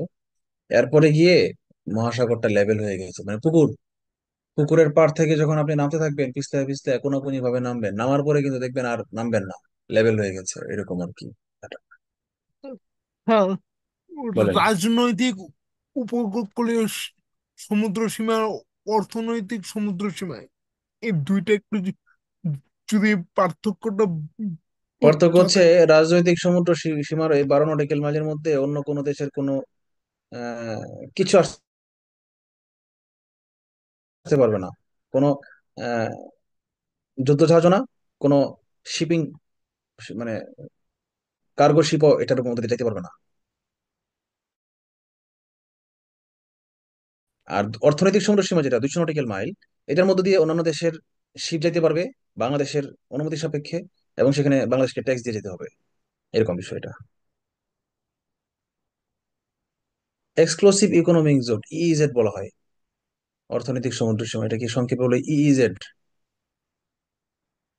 আচ্ছা, ভারতের সাথে বাংলাদেশের মোট সীমান্ত দৈর্ঘ্য হচ্ছে 4156 কিলোমিটার, এটা হচ্ছে বিজিবির ওয়েবসাইট অনুযায়ী। আর 3775 কিলোমিটার হচ্ছে এসএসসির ভূগোল বই অনুযায়ী। দুইটাই মুখস্থ করতে হবে, কিচ্ছু করার নাই। মিয়ানমারের সাথে বাংলাদেশের সীমান্ত দৈর্ঘ্য কত কিলোমিটার? 271 কিলোমিটার বিজিবির ওয়েবসাইট অনুযায়ী, এবং 280 কিলোমিটার এসএসসি ভূগোল বই অনুযায়ী। মুখস্থ করে ফেলতে হবে, কিচ্ছু করার নাই। বাংলাদেশের স্থল সীমা মানে উপকূল বাদ দিলে এই কক্সবাজার থেকে টেকনাফ থেকে শুরু করে একদম বরগুনা হয়ে বরিশাল হয়ে একদম সুন্দরবন পর্যন্ত, এটা বাদ দিয়ে যদি আমরা স্থল সীমাটা চড়ি, ধরেন এই সাতক্ষীরা থেকে শুরু করে শ্যামনগর থেকে শুরু করে একদম পঞ্চগড় পর্যন্ত, আবার পঞ্চগড় থেকে সিলেট পর্যন্ত, সিলেট থেকে পূর্ব দিকে রাঙ্গামাটি বান্দরবন হয়ে টেকনাফ পর্যন্ত, এই স্থল সীমাটা হচ্ছে 4,427 কিলোমিটার সরকারি হিসেবে। আর উপকূলীয় সীমাটা হচ্ছে 711 কিলোমিটার। মানে টেকনাফ থেকে বরগুনা বরিশাল হয়ে, চট্টগ্রাম হয়ে বরিশাল হয়ে সুন্দরবন পর্যন্ত 711 কিলোমিটার। যদি 711 কিলোমিটার না থাকে ইয়াতে, আনসার অপশনে, তাহলে 716 কিলোমিটারও মনে রাখবেন। একটা হচ্ছে এসএসসি বোর্ড বই, আর একটা হচ্ছে অন্য কোনো একটা ওয়েবসাইট অনুযায়ী, বিআইডব্লিউটি এর ওয়েবসাইট অনুযায়ী। সুতরাং আমাদের দুইটাই মনে রাখতে হবে, যেটা পরীক্ষায় কাজে লাগে। দুইটাই যদি থাকে তাহলে 711 কিলোমিটারটাই দিবেন, এটাই স্বীকৃত, এটাই ছোটবেলা থেকে শুনতেছি, 711কে স্টার দিয়ে রাখলাম। আর সীমান্ত দৈর্ঘ্য কোনটা, এটা 271কে স্টার দিয়ে রাখলাম। এটা দুইটাই থাকলে এটাই দিবেন আনসার। আবার ভারতের সাথে সীমান্ত দৈর্ঘ্য যে 4,156, এটাই হচ্ছে স্টার দিয়ে রাখলাম। ঠিক আছে, এনি কোশ্চেন? বাংলাদেশের উত্তরে আছে বাংলাবান্ধা বা জায়গিরজোত। কোথায় এটা? তেঁতুলিয়া উপজেলা, পঞ্চগড় জেলা তেঁতুলিয়া উপজেলায়। দক্ষিণে, এটা বলে ফেলছি অলরেডি। আমরা এগিয়ে যাই। ছিটমহল সমস্যা। ছিটমহলটা কি? একটা দেশের ভিতরে আরেকটা দেশের একটা ছোট্ট জায়গা, ম্যাপের ভিতরে ম্যাপ, কিন্তু রাস্তাঘাট নাই, কানেক্টেড না। দ্বীপের মতো একটা জায়গা মনে করেন, কিন্তু পানিতে ভাসা দ্বীপ না, স্থলপথ বেষ্টিত দ্বীপকে ছিটমহল বলা হয়। 1947 সালে ছিটমহল সমস্যা শুরু হয়েছিল ভারত বিভাগের সময়। এই যখন সর্বভারতকে, একটা ভারতকে ভাগ করে যখন পাকিস্তান এবং ভারত নামে দুইটা রাষ্ট্র করা হইলো, তখনই পাকিস্তানের কিছু রাষ্ট্র মানে বাংলাদেশ অংশটা, কিছু অংশ ছিল ভারতের ভিতরে, আর ভারতের কিছু অংশ ছিল বাংলাদেশের ভিতরে। কেন যে তারা এই কাজটা করছে, এটা আল্লাহ ছাড়া কেউ জানে না। এই লোকরে পাইলে এখন থাপড়াইতাম আমি দুইটা। এই মানুষগুলা যে কি পরিমাণ কষ্ট করছে, গুলি খেয়ে মরতেছে বিজিবির বিএসএফ এর। ঘর থেকে বেরোতে গেলে, বাজারে যাইতে গেলে বিজিবির পারমিশন নিয়ে যেতে হয়, আইডি কার্ড দেখাইতে হয়। তারা আসতে পারে না বাংলাদেশে। ধরেন ভারতের ভিতরে যে বাংলাদেশের ছিটমহল গুলা, তারা বাংলাদেশে আসতে পারে না, বিএসএফ এর গুলি খেয়ে মরতে হয়। কত যে প্রবলেম ভাই! এটা কোনো মানে আছে? এটা এক প্রকার দাসত্ব। কেন তারা এই কাজগুলো করছে, আল্লাহ ছাড়া কেউ জানে না। হ্যাঁ, কারণ তো আছে, লজিক্যাল কারণ ছিল। বাট এগুলা কি সলভ করা যাইতো না কোনোভাবেই? এই 2015 সালে এসে এত বছর কেন পরে কেন এটা সমাধান করতে হইলো? তখনই বলতো যে না, আমরা লাইন ধরলাম, এই লাইনের এই পাশে ইন্ডিয়া, এই পাশে বাংলাদেশ, যার ভাল লাগে না এখনই চলে যাও, সময় আছে। দেশ বিভাগের সময় বাংলাদেশে অনেক লোক আসাম চলে গেছে না? আসাম ত্রিপুরা চলে গেছে না? আবার আসাম ত্রিপুরা অনেক লোক বাংলাদেশ সিলেটে চলে আসছে না? কুমিল্লা ব্রাহ্মণবাড়িয়া চলে আসছে না? তো তখনই ওইটা এটা করতো। এই উত্তর দিকে এই ঝামেলাগুলা, পঞ্চগড়ের দিকে কেন রাখছে এই ঝামেলাগুলা? কেউ কিছু বলতে চাইলেন? ছিটমহল সমস্যা সমাধানে নুন, নেহেরু, ফিরোজ খান নুন এবং জওহরলাল নেহেরু, এই দুজনের মধ্যে চুক্তি হয় 1958 সালে, কিন্তু কাজ হয় না। আর মুজিব ইন্দিরা চুক্তি হয় 16ই মে 1974 সালে, কার্যকর হয়। এই সেই চুক্তি এত বছর ধরে হ্যাঙ্গিং ছিল, কার্যকর হয়েছে, পুরোপুরি ছিটমহল বিনিময় হয়েছে 1 আগস্ট 2015 সালে। এবং চুক্তি অনুমোদনের জন্য সংশোধন করতেছে বাংলাদেশ সংবিধান। তো 74 সালের তৃতীয় সংশোধনী করতে হয়েছে, আর ভারতের 2015 সালের 100তম সংশোধনী করতে হয়েছে।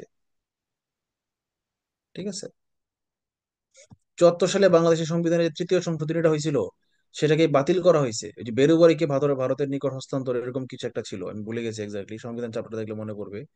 ওইখানে আরেকটা ফার্দার সংশোধনী করা হয়েছে। না, করাই তো হয়েছে, ওইটাই তো ফার্দার করা হয় নাই, ওইটাই তো বাংলাদেশের তৃতীয় সংশোধনীতে এটা কারেকশন হয়ে গেছিল। ইন্ডিয়া সেটা করে নাই বলেই এতদিন ইন্ডিয়া কার্যকর করে নাই। ঝামেলাটা ইন্ডিয়ার ছিল, আমাদের ছিল না। আমরা 74 সালে এটা রেডি ছিলাম। ঠিক আছে, কিন্তু ইন্ডিয়া এতদিন ধরে করে নাই। 2015 সালে এসে তারা 100তম সংশোধনী করে অনুমোদন দিছে পার্লামেন্টে, ওদের পার্লামেন্টে। পরে এই চুক্তিটা কার্যকর হয়েছে। বুঝতে পারছেন? ভারতের অভ্যন্তরে বাংলাদেশের 51টা ছিটমহলের মোট আয়তন ছিল 7,100 10 একর। আর বাংলাদেশের ভিতরে ভারতের 111টা ছিটমহল ছিল, সেগুলোর আয়তন ছিল 17,000 একর। তো ছিটমহল বিনিময় করলে বাংলাদেশের লাভ হয় দেখেন, 10,000 একর, প্রায় বেশি। এই জন্যই মনে হয় ইন্ডিয়া করতে চায় নাই। বুঝেন নাই? এবং দেখেন এই ছিটমহল বিনিময় করার পরে 1,47,570-এর জায়গায় 1 লাখ ইয়া বাড়লো কেন বাংলাদেশের আয়তন? এই কারণেই যে বাংলাদেশের ভিতরে ভারতের যে জায়গাগুলো ছিল দ্বীপের মতো ছিটমহল, সেগুলোর পরিমাণ ছিল অনেক বেশি। ছিটমহল বিনিময় হওয়ার পর এই এলাকাটা বাংলাদেশের হয়ে গেছে। এই জন্য বাংলাদেশের আয়তন বেড়ে গেছে। 10,041.25 একর জমি বাংলাদেশের সাথে বাড়তি যুক্তি হয়েছে। বাংলাদেশের পতাকা প্রথম উত্তোলন করা হয় কুড়িগ্রামের দাসিয়ারছড়া ছিটমহলে। ছিটমহলদের মধ্যে প্রথম কোথায় বাংলাদেশের পতাকা উত্তোলন করা হয়েছে? এর আগে কুড়িগ্রাম জেলার ভিতরে দাসিয়ারচর ছিটমহলটা ছিল ইন্ডিয়ার শাসিত, ওখানে ইন্ডিয়ার পতাকা ছিল। কিন্তু বাংলাদেশের পতাকা প্রথম ওখানে দাসিয়ারচরাতে করা হয়েছে। বর্তমান নাম মুজিব ইন্দিরা ইউনিয়ন। বাংলাদেশের একটা ইউনিয়ন করা হয়েছে। ছিটমহল বিনিময়ের পর বাংলাদেশ থেকে ভারতে চলে গেছে 979 জন মানুষ, ইন্ডিয়া চলে গেছে। মানে সুযোগ ছিল তখন, নাগরিকত্ব চেঞ্জ করা লাগতো না, বাট পার্মানেন্টলি স্থায়ী হওয়া যেত। কিন্তু ভারত থেকে কেউ বাংলাদেশে আসেনি। তাহলে বোঝা গেল কি, যে ভারতের মানুষ বেশি কসমোপলিটান এবং বেশি সজাত্যবোধ তাদের বেশি। এবং আরো কারণ আছে, ভারত একটা সমৃদ্ধ রাষ্ট্র। কেন বাংলাদেশে আসবে ভারত ছেড়ে? বুঝেন নাই? অনেক কিছু।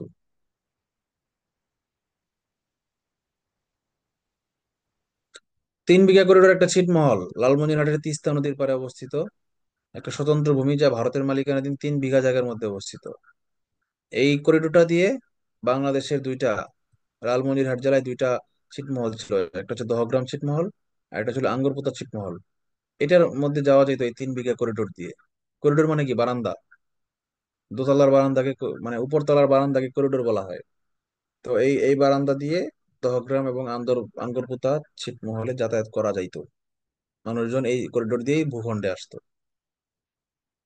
ভারত এটা খুলে দিছিল, উন্মুক্ত করে দিছিল কত সালে? 92 সালে।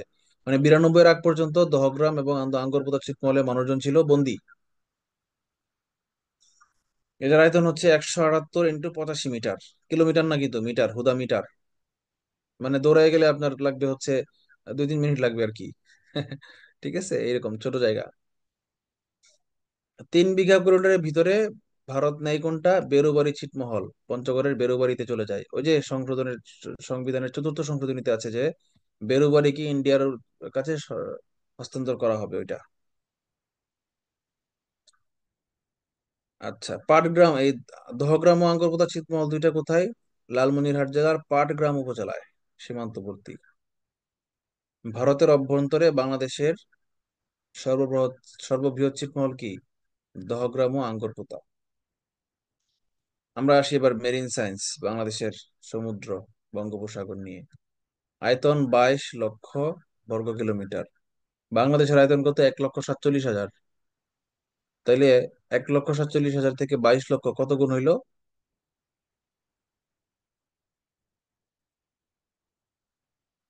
প্রায় 14-15 গুণ। তাহলে বঙ্গোপসাগর বাংলাদেশের চেয়ে অনেক বড়।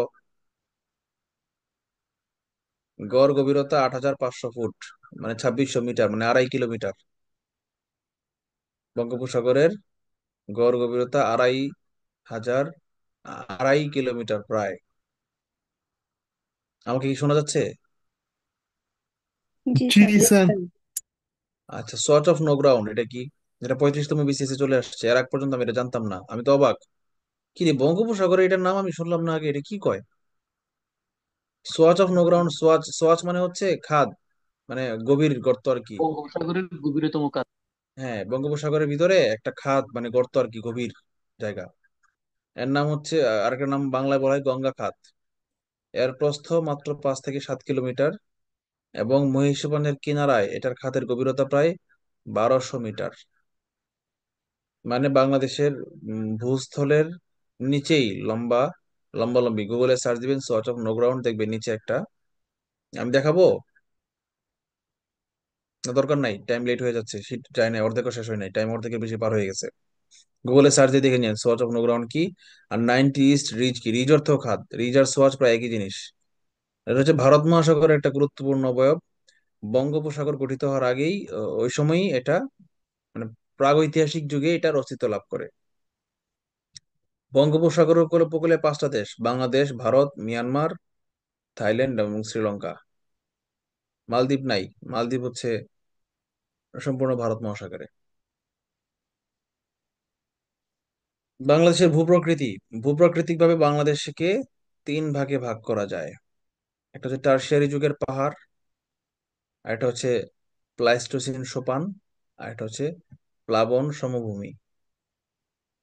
টারশিয়ারি পাহাড় হচ্ছে উঁচু যেগুলা, সিলেট এবং বাংলাদেশের পূর্বে যেগুলা, সিলেট এবং পার্বত্য চট্টগ্রাম, এটা হচ্ছে টারশিয়ারি পাহাড় ম্যাপের পূর্ব দিকে। দক্ষিণ পূর্ব হচ্ছে, দক্ষিণ পূর্ব হচ্ছে পার্বত্য চট্টগ্রামের পাহাড়গুলা, আর উত্তর পূর্ব হচ্ছে সিলেট অঞ্চলের পাহাড়গুলা। আর হিমালয় পর্বত, আসামের লুসাই পাহাড়, মিয়ানমারের আরাকান পাহাড়, এই পাহাড়গুলা আর বাংলাদেশের পাহাড়গুলা কিন্তু একই পাহাড়, একই শ্রেণী। ভারত মহাসাগর আর বঙ্গোপসাগর কিন্তু একই সাগর, জাস্ট এরিয়া ভাগ করে নাম দিয়ে দিছে আলাদা আলাদা, আলাদা আলাদা দেশের অধিকারে। কিন্তু ভূপ্রাকৃতিক ভাবে কিন্তু বঙ্গোপসাগর আর ভারত মহাসাগর একই জিনিস, একই জায়গায়। ঠিক একই রকম ভূপ্রাকৃতিক ভাবে এই সিলেট আর চট্টগ্রামের পাহাড় একই পাহাড়, এবং এগুলোর সাথে ওই যে আরাকান, লুসাই পাহাড়, হিমালয় পাহাড় সবগুলাই একই। আর এই অঞ্চলটা হচ্ছে বাংলাদেশের মোট আয়তনের 12%, হিউজ কিন্তু। আপনি দেখেন বাংলাদেশের সবচেয়ে বড় জেলা বান্দরবন, এই রাঙ্গামাটি, বান্দরবন, খাগড়াছড়ি, সিলেট, এই জেলাগুলাই পুরাটাই পাহাড়ের উপরে। সিলেট না, পার্বত্য চট্টগ্রামের 3টা জেলাই হচ্ছে একদম সম্পূর্ণ পাহাড়ের উপরে, চিন্তা করছেন? তো এই জন্যই 12%, সংখ্যাটা কিন্তু অনেক, পার্সেন্টেজটা কিন্তু অনেক, 10 ভাগের 1 ভাগের বেশি। বাংলাদেশের পাহাড়গুলোকে 2 ভাগে ভাগ করা যায় কি। বাংলাদেশে অবস্থিত টারশিয়ারি পাহাড়গুলো 2 ভাগে, আমি অলরেডি বলেছি দুইটা। দক্ষিণ পূর্বাঞ্চলে গুলো হচ্ছে পার্বত্য চট্টগ্রাম, এর মধ্যে কক্সবাজারও পাইছে। আর এই পাহাড়ের উচ্চতা হচ্ছে, গড় উচ্চতা 610 মিটার।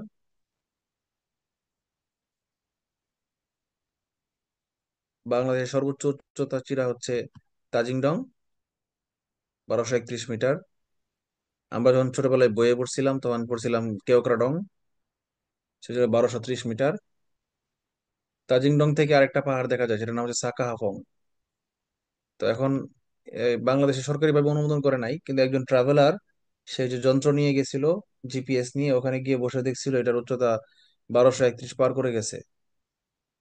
তার মানে সাকাহাফং হচ্ছে বাংলাদেশের সর্বোচ্চ চূড়া। হয়তো আরো চূড়া আছে, আবিষ্কার করা হয় নাই, গভীর প্রত্যন্ত যাওয়া যাচ্ছে না, কিন্তু সরকারিভাবে স্বীকৃত যেটা সেটাই আমরা আনসার দিব, 1231 মিটার।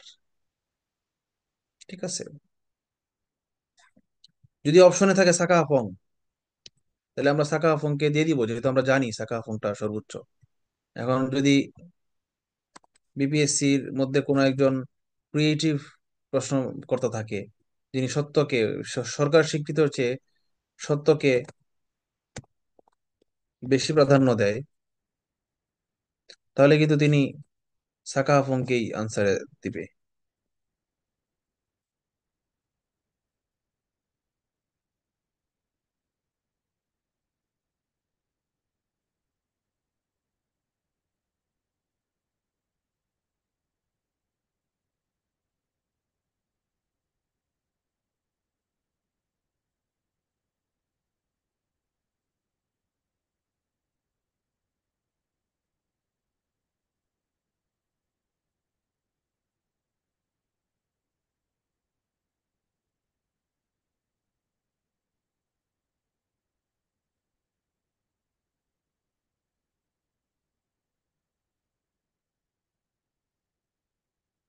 এটা থাকলো, হ্যাঁ লিখে দিলাম, কাজে লাগতে পারে আপনাদের।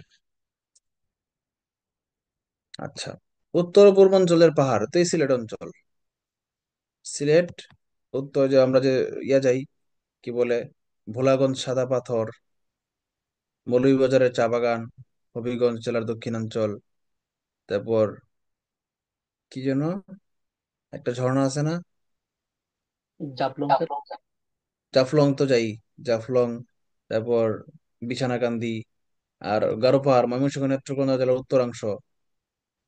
তারপর আরেকটা জানি কি, স্যার মাধবকুণ্ড। না মাধবকুণ্ড, হ্যাঁ মাধবকুণ্ড। আরেকটা আছে কঠিন, ট্রেকিং করে যেতে হয়, হাম হাম হাম হাম ঝর্ণা।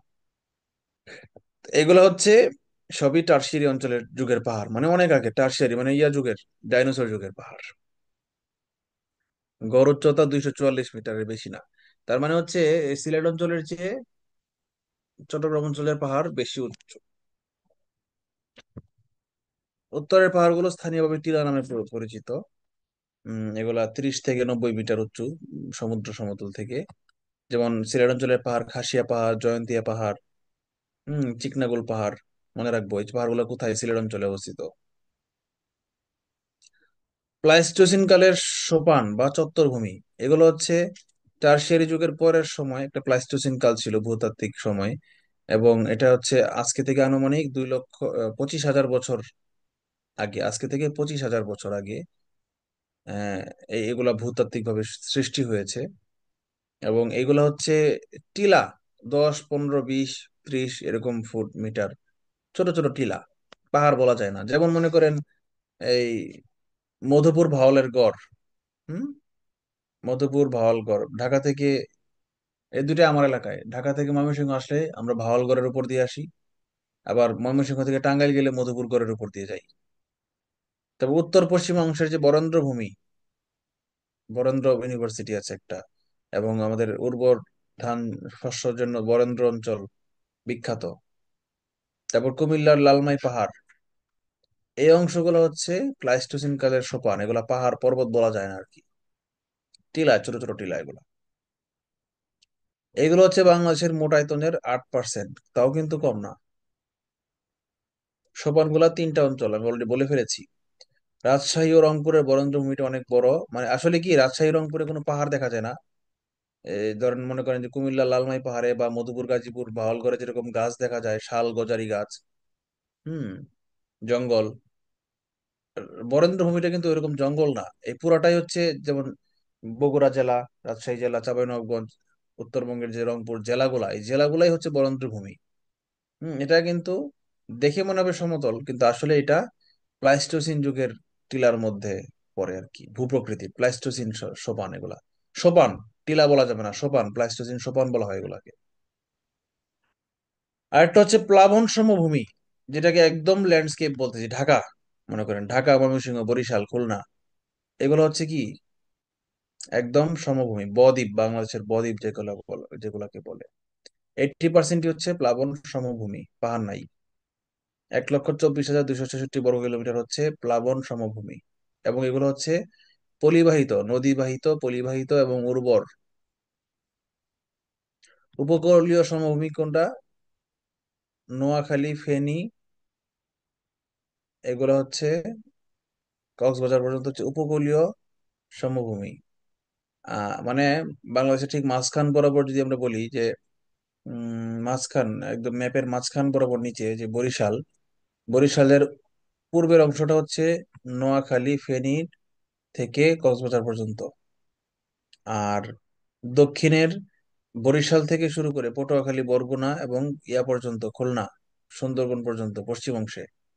অর্ধেকের পশ্চিম অংশটা হচ্ছে স্রোতজ সমভূমি, ম্যানগ্রোভ। স্রোতজ মানে ম্যানগ্রোভ, ঠিক আছে, শ্বাসমূলের গাছ যেটাকে বলা হয়। আর উপকূলীয় সমভূমি হচ্ছে নোয়াখালী, ফেনী ওই অংশটা।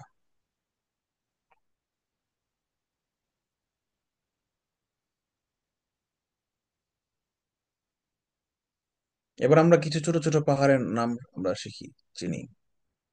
গারো পাহাড়, বাংলাদেশের সবচেয়ে উঁচু বৃহত্তম পাহাড়, পর্বত না কিন্তু, পাহাড়, ঠিক আছে। যেমন এই যে গারো পাহাড়ের চেয়ে এই চন্দ্রনাথের পাহাড়, চিম্বুক পাহাড়, এগুলা কিন্তু পর্বতের পর্যায়ে পড়ে। এগুলা অনেক উঁচু উঁচু, অনেক উঁচু। চিম্বুক পাহাড়ে দাঁড়াইলে আপনি দেখবেন মেঘ আপনাকে ভিজায় চলে যাচ্ছে, নিচে দাঁড়াইলে দেখবেন নিচে মেঘ, মেঘের উপরে চিম্বুক পাহাড়। সে তুলনায় গারো পাহাড়ে কিছুই নাই। ইন্ডিয়া দেখা যায় আর কি, মেঘালয় পর্বত দেখা যায়। কিন্তু গারো পাহাড় হচ্ছে উম, পাহাড়ের মধ্যে বাংলাদেশ সবচেয়ে উঁচু। লালমাই পাহাড়, এর আর একটা নাম হচ্ছে রোহিতগিরি। এটা প্লাইস্টোসিন যুগে যে গঠিত হয় এটা বলার দরকার নাই, কারণ আমরা প্লাইস্টোসিন সোপানের মধ্যে আমরা অলরেডি লালমাই পার করে আসছি, কেটে দিলাম। সীতাকুণ্ড, চন্দ্রনাথের পাহাড় হচ্ছে সীতাকুণ্ড, চট্টগ্রাম জেলার সীতাকুণ্ডে। এটা ইম্পর্টেন্ট কেন? এটা হিন্দুদের তীর্থস্থান, একটা মন্দির আছে পাহাড়ের উপরে, যদিও আমি এটার উপরে উঠি নাই।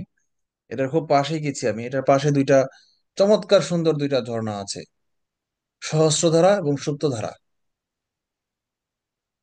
মানে চন্দ্রনাথ না, চন্দ্রনাথ না, সীতাকুণ্ড ইকো পার্ক আছে সরকার কর্তৃক। ইয়া, ইকো পার্কের ভিতরে দুইটা দুইটা ঝর্ণা।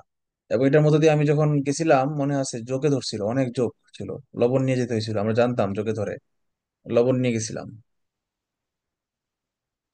কুলাউড়া পাহাড় হচ্ছে মৌলভীবাজার, কুলাউড়া একটা রেল জংশনও আছে, এখানে ইউরেনিয়াম পাওয়া গেছে, খনি। চিম্বুক পাহাড়, এটার দুইটা নাম আছে, কালা পাহাড় বা পাহাড়ের রানী। বিশেষ পরীক্ষা ছিল, কালা পাহাড় কাকে বলা হয়, পাহাড়ের রানী কাকে বলা হয়, চিম্বুক পাহাড়কে বলা হয়। জয়ন্তিকা কোথায়? সিলেটে। হিমচুরি পাহাড় কক্সবাজারে। এটা কি লেখছি কক্সবাজার? এই পাহাড়ের নামটা কি? মিস্টেক হয়েছে। দেখেন তো প্রিন্টেড শিটে এটার নাম কি লেখা? স্যার কাকড়াছড়ির সর্বোচ্চ পাহাড়। না, এই কক্সবাজার স্যার জায়গাটা কি এটা লেখা? আলু টিলা হবে। কক্সবাজারই লেখা আছে স্যার।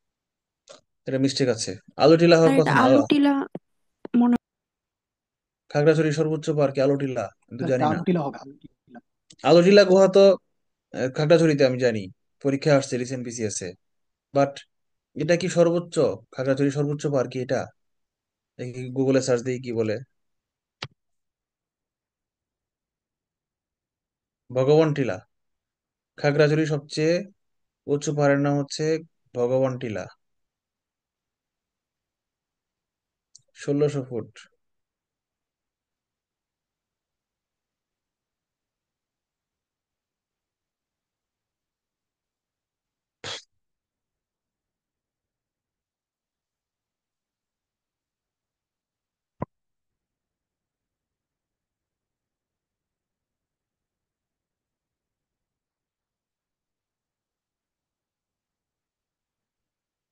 আবার গুগলে আরেক জায়গায় দেখলাম আলোটিলা লেখা।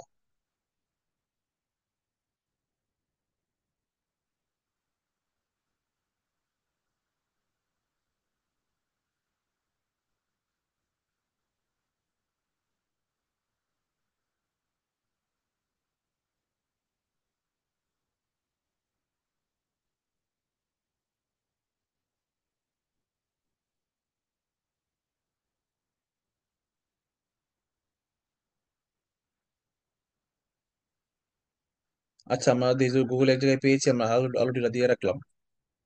আলোটিলাটাই বিখ্যাত, এই জন্য পরীক্ষা এটাই আসে। ভগবান পাহাড় আমি শুনিনি, নিজেও নাম শুনিনি আগে। আলোটিলা দিয়ে রাখলাম। হ্যাঁ, অন্যতম পর্যটন কেন্দ্র যেহেতু বলেছে, তাহলে আলোটিলাই হবে, কারণ ভগবান পাহাড় পর্যটন কেন্দ্র না হইলে আমি জানতাম। বাংলাদেশের স্যার উপত্যকা, জেসি। উপত্যকা কি কিছু বললেন? উপত্যকা হচ্ছে দুইটা পাহাড়ের মাঝখানের সমতল ভূমিকে উপত্যকা বলে। কয়েকটা উপত্যকার নাম শুনে রাখি আমরা, এগুলো কোথায় কোথায় আছে জানবো আমরা। হালদা ভ্যালি খাগড়াছড়িতে, সাঙ্গু ভ্যালি সাঙ্গু নদীর তীরে চট্টগ্রামে, হালদা নদীর তীরে, এগুলো কিন্তু নদীর নাম, হালদা নদীর তীরে খাগড়াছড়িতে। বলিশিরা ভ্যালি মৌলভীবাজারে, নাপিতখালী ভ্যালি কক্সবাজারে, মাইনীমুখী এবং সাজেক ভ্যালি রাঙ্গামাটিতে, ভেঙ্গি ভ্যালি কাপ্তাই রাঙ্গামাটিতে। নামগুলো মুখস্থ করে ফেলবো আমরা। বাংলাদেশের প্রধান নদ নদী, বাংলাদেশের নদী প্রায় 700টা। উপনদী ও শাখা নদী সহ বাংলাদেশের মোট নদীর দৈর্ঘ্য হচ্ছে প্রায় 22,155 কিলোমিটার। নৌকা নিয়ে, স্পিডবোট নিয়ে যদি আপনি সব নদী পার হইতে চান, তাহলে 22,155 কিলোমিটার লাগবে। বাংলাদেশ স্যার সবচেয়ে বড় নদী হচ্ছে, বলেন। স্যার আপনি মনে হয় এবার মিরিঞ্জা বিলি গেছিলেন। হ্যাঁ, মেরিঞ্জা গেছিলাম তো। মিরিঞ্জা বিলি। মিরিঞ্জা তো ভ্যালি না, নাম বলে মিরিঞ্জা ভ্যালি। এটা পাবলিসিটি মার্কেটিং করার জন্য, এটা একটা পর্যটন এরিয়া। মিরিঞ্জা নামই মিরিঞ্জা, পাহাড়, পাহাড়ের একটা অংশের নাম মিরিঞ্জা। তবে একটা জিনিস আমি খেয়াল করলাম, আমি যে বান্দরবন ঘুরলাম, কাকড়াছড়ি ঘুরলাম, আমার কাছে মনে হয়েছে যে চকরিয়া থেকে যে রাস্তাটা উঠে গেছে আপনার লামা, মিরিঞ্জা ভ্যালি হয়ে লামা হয়ে আলুটিলা, সরি, আলীকদম হয়ে থানচি, এই রাস্তাটা হচ্ছে বাংলাদেশের সবচেয়ে খারাপ রাস্তা। আমার গাড়ি নিয়ে চালাইতে খুব কষ্ট হয়েছে, ড্রাইভ করতে। মোটামুটি কয়েক জায়গায় ভয় পেয়েছি। তো বান্দরবন যে ঘুরলাম, চিম্বুক পাহাড়ে গেলাম বা অন্যান্য জায়গায় গেলাম, বান্দরবন আমার কাছে কিছু মনে হয় নাই, মামুলি ব্যাপার। কিন্তু এই যখন লামায় উঠি চকরিয়া থেকে, ওরে বাপরে কি খারাপ, মাঝে মাঝে গাড়ি উঠে না, স্টপ হয়ে যায়, গাড়ি শক্তি কুলায় না, এবং কান চাপ দিয়ে ধরে। হঠাৎ করে উঁচু থেকে নিচুতে নামলে বা নিচু থেকে উঁচুতে উঠলে কানে চাপ দিয়ে ধরে, এত খারাপ ওই এলাকাগুলা। এবং মাত্র 30 কিলোমিটার গেলেই, 30 কিলোমিটারও না মনে হয়, চকরিয়া থেকে লামা মনে হয় আরো কম। এইটুক রাস্তা যেতে যেতে সমতল থেকে আমি পাহাড়ে উঠে গেছি, মানে মেঘের উপরে উঠে গেছি। মানে মিরিঞ্জাতে উঠলে কিন্তু নিচে ইয়ে দেখা যায়, মেঘ দেখা যায়। মিরিঞ্জা যে পাহাড়টা, এটা কিন্তু মেঘের উপরে, নিচে তাকাইলে মেঘ দেখবেন আপনি। তাহলে এই মিরিঞ্জা পাহাড়টা সমতল ভূমি থেকে মাত্র 30 কিলোমিটার যাইতে যাইতে আপনি দেখবেন পাহাড়ের উপরে উঠে গেছে। বান্দরবন শহরটা কিন্তু মিরিঞ্জা পাহাড় থেকে মেঘের উপরে না, বান্দরবনের উচ্চতাটা মিরিঞ্জা কিন্তু। এটা বলেন। মিরিঞ্জা থেকেও স্যার মারুইতুং এ ভালো স্যার নেই। মিরিঞ্জা মারাংতং তো থেকেও আরো স্যার উপরে। মারুইতুং, মারুইতুং হ্যাঁ, পাহাড়ি অনেক মারাংতং ভালো। তো আরো উপরে। হ্যাঁ স্যার। আর মারাংতং এর উপরে উঠলে তো মেঘ দেখবেন, এর কনফার্ম দেখবেনই। মিরিঞ্জাই তো মেঘ দেখা যায়, মারাংতং তো দেখবেনই। মারাংতং এ তো সহজে উঠা যায় না। মারাংতং এ উঠতে হইলে আপনাকে 4 হুইলার গাড়ি লাগবে, নাহলে অনেকক্ষণ হাঁটতে হবে, প্রায় 1 ঘন্টার মতো হাঁটতে হবে, খুব কঠিন মারাংতং এর উপরে ওঠা। কিন্তু মিরিঞ্জা তো সহজ। মিরিঞ্জা তো আপনার লামা উপজেলার আগেই হাতের বাম পাশে, হাইটে হাইটে উঠে যাওয়া যাবে, গাড়ি থামায় হাইটে উঠে পড়তে পারবে, খুব সহজ, সাত স্যার আট মিনিট দশ ওখানে মিনিট চাঁদের গাড়ি অ্যাভেলেবল না? কি ওখানে? চাঁদের গাড়িগুলো অ্যাভেলেবল না ওখানে? খুব বেশি অ্যাভেলেবল না, কারণ এত পপুলার পর্যটন এরিয়া না তো। আর জেলা শহর থেকে অনেক দূরে তো, এগুলো উপজেলা, আলামা একটা উপজেলা, খুবই প্রত্যন্ত। ওখানে খুব একটা চান্দের গাড়ি খুব একটা পাওয়া যায় না, বুঝছেন। এবং ওখানে যাওয়ার সময় রাস্তার মাঝখানে বারবার সাইনবোর্ড দেওয়া, হাতি অতিক্রমের স্থান। অনেককে নাকি হাতি মেরে ফেলে, গাড়ি আটকায়, বুঝছেন, অনেক রিস্ক। গেছিলাম, মানে অন্যরকম অভিজ্ঞতা হয়েছে আমার ওই এলাকায়। কি ভালো, মজা লাগে দেশ ঘুরতে কিন্তু। পদ্মা নদী উৎপন্ন হয়েছে হিমালয় পাহাড়ের গঙ্গোত্রী হিমবাহ থেকে। পদ্মার আরেকটা নাম হচ্ছে গঙ্গা। ভারতের, ভারত পর্যন্ত পশ্চিমবঙ্গে দিয়ে ঢুকছে তো, ওখানে এটাকে গঙ্গা নদী বলে। গঙ্গোত্রী থেকে, গঙ্গোত্রী হিমবাহ থেকে হয়েছে তো, এই জন্য এটাকে গঙ্গা নদী বলে। আর বাংলাদেশে ঢোকার পরে এটাকে পদ্মা বলা হচ্ছে।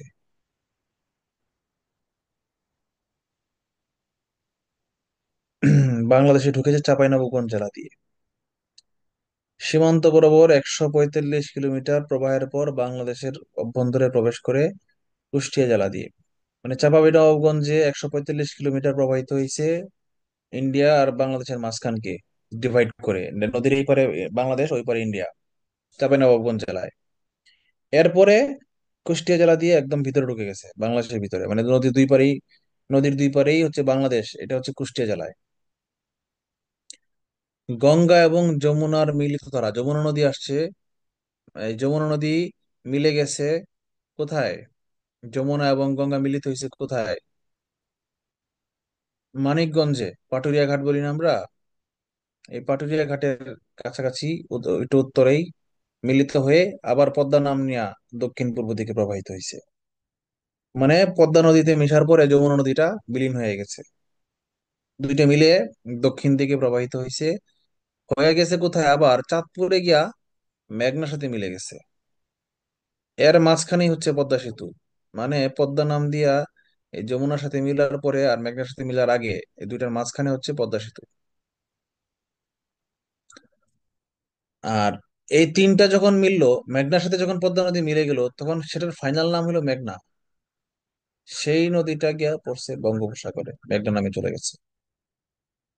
বাংলাদেশে গঙ্গা পদ্মা বিধৌত অঞ্চল হচ্ছে 34,188 বর্গ কিলোমিটার।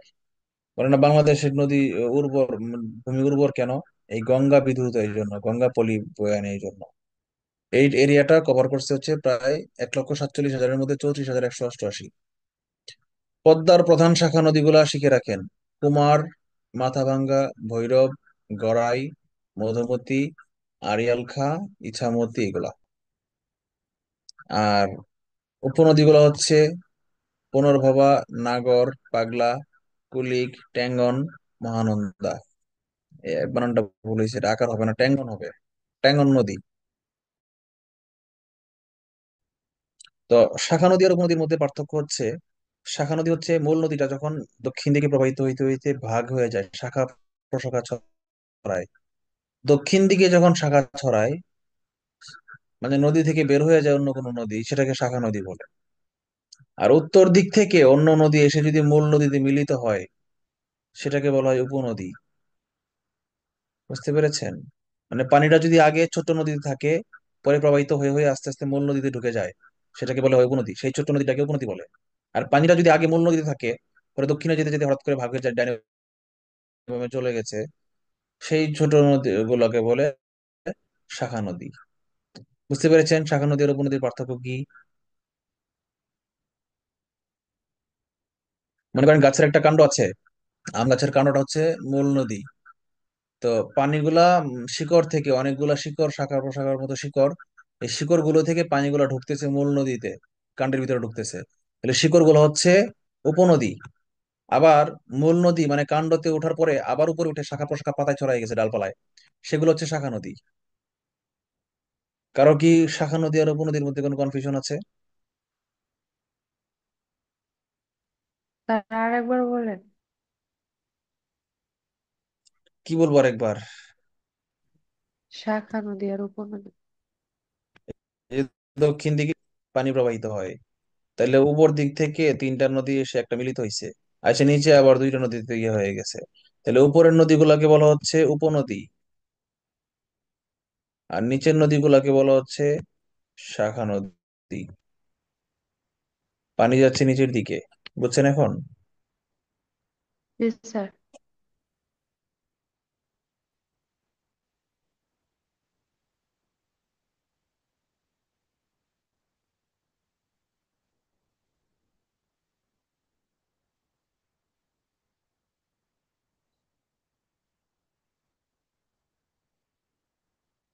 মেঘনা আসামের লুসাই পাহাড় থেকে উৎপত্তি স্থলে। মেঘনার নাম ছিল বরাক নদী, ইন্ডিয়াতে, আসাম।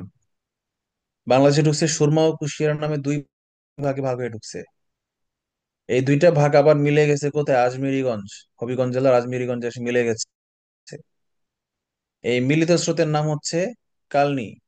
এই কালনিটা সামনে এসে ব্রহ্মপুত্র নদীর সাথে মিলে গেছে, নাম ধারণ করছে মেঘনা, মানে ভৈরব থেকে শুরু করে মেঘনা নাম ধারণ করছে। এবার মেঘনা নাম নিয়ে সামনে অগ্রসর হইয়া চাঁদপুরে গিয়ে পদ্মার সাথে মিলিত হইয়া আবার মেঘনা নামে সমুদ্রে পড়ে গেছে। ঠিক আছে, এটার উপনদীগুলা কি কি? মনু, বাওলাই, তিতাস, গোমতী, যমুনা। সে আগে নাম ছিল ব্রহ্মপুত্র, মানে যে পুরাতন ব্রহ্মপুত্র বলে না, ব্রহ্মপুত্রের মূল শাখাটা ছিল এই, ঢুকেছে জামালপুরের দেওয়ানগঞ্জ দিয়া, না, ঢুকেছে হচ্ছে ইন্ডিয়ার বাংলাদেশকে ভাগ করে একদম কুড়িগ্রাম দিয়ে ঢুকছে, চিলমারি বন্দরের পাশ দিয়ে ঢুকছে। ঢুকেছে, আগে ব্রহ্মপুত্র নামই ছিল, ব্রহ্মপুত্র নাম দিয়েই ঢুকছে। ঢুকে এসে জামালপুরের পরে আহ কোনাকুনি ভাবে ময়মনসিংহের উপর দিয়ে এসে শীতলক্ষ্যার সাথে মিলছে, শীতলক্ষ্যার সাথে মিলার পরে চলে গেছে হচ্ছে ব্রহ্মপুত্র নদীটা শীতলক্ষ্যার সাথে মিলে গেছে, শীতলক্ষ্যা পরে গিয়ে মেঘনার সাথে মিলছে। কিন্তু এটা হলো আগে ছিল ব্রহ্মপুত্র, এখন এটাকে পুরাতন ব্রহ্মপুত্র বলে। 1778 সালে একটা ভূমিকম্প হয়ে এই ব্রহ্মপুত্র নদটা, মূল পানিটা এই কোনাকুনি, জামালপুরের পরে কোনাকুনি ময়মনসিংহের দিকে না এসে সোজা দক্ষিণ দিকে চলে গেছে মানিকগঞ্জের দিকে। তখন এটার নাম হয়েছে যমুনা। তার মানে এখন মূল পানিটা 99% পানি চলে যায় হচ্ছে দক্ষিণ দিকে গিয়ে পদ্মার সাথে গিয়ে মিলছে, ওই যে পাটুরিয়া ঘাটে মানিকগঞ্জে। আর আর জামালপুরের দেওয়ানগঞ্জ উপজেলায় থেকে এখনো পুরাতন স্রোতটা রয়ে গেছে, সেটার নামই পুরাতন ব্রহ্মপুত্র নদ। সেখান থেকে ভাগ হয়ে 1778 সালে যমুনা নাম ধারণ করে চলে গেছে নদীকে। এটার উপনদীগুলো হচ্ছে করতোয়া ও আত্রাই, আর শাখা নদীগুলো হচ্ছে ধলেশ্বরী। ধলেশ্বরীর শাখা হচ্ছে আবার বুড়িগঙ্গা। ধলেশ্বরী নদী যে কি সুন্দর, কি সুন্দর! মানে ধলেশ্বরী নদীর দুই পারে, মানে কি সুন্দর যে পাট ক্ষেত, খেজুর গাছ, মানে গ্রাম বাংলা, চিরাচরিত গ্রাম বাংলা যেটাকে বলা হয়, সেটা দেখতে গেলে আপনাকে যেতে হবে ধলেশ্বরী নদীতে, মানিকগঞ্জে। মানিকগঞ্জের পাশ দিয়ে সিঙ্গার এলাকায় আমি গেছিলাম, এবং সাভার, যেটা সাভার হয়ে বুড়িগঙ্গায় আসছে আর কি, সাভারের কাছ দিয়ে। এত সুন্দর একটা নদী ধলেশ্বরী, চমৎকার, একদম গ্রাম দুই পাশে। আমি ছোটবেলায় গেছিলাম, আমার খালার খালার বাড়ি সিঙ্গার, মানিকগঞ্জের সিঙ্গার উপজেলায়।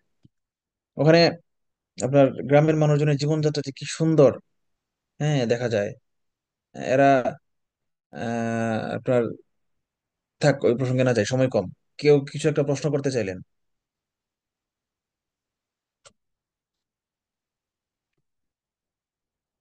কেউ কিছু বলতে চাইলেন? না। ব্রহ্মপুত্র নদের উৎপত্তি স্থল হচ্ছে হিমালয় পর্বতের কৈলাস শৃঙ্গের বানর সরোবর, একটা হ্রদ হিমালয় পর্বতে। তো এটা, এই যদি বলা হয় যমুনা নদীর উৎপত্তি কোথায়, এই একই জায়গা।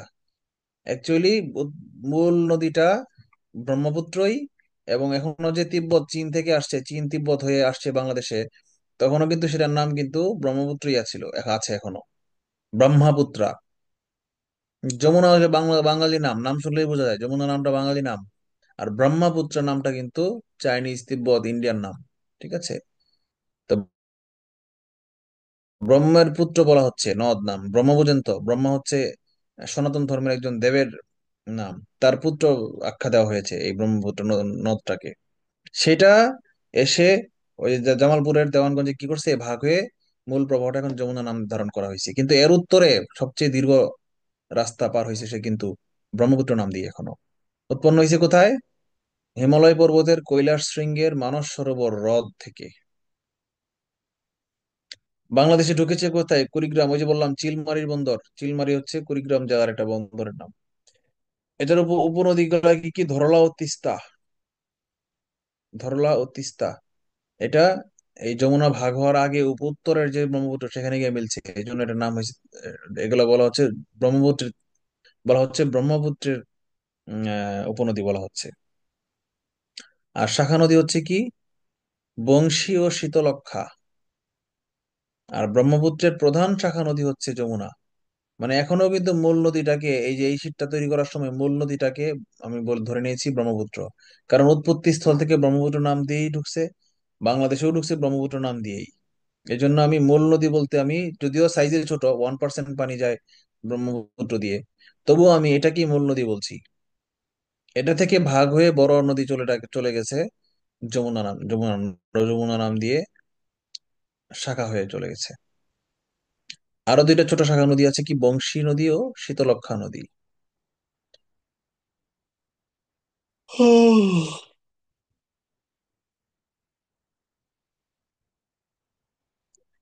আমরা একটু গুগল ম্যাপটা দেখি, তাহলে ভালো লাগবে, তাই না?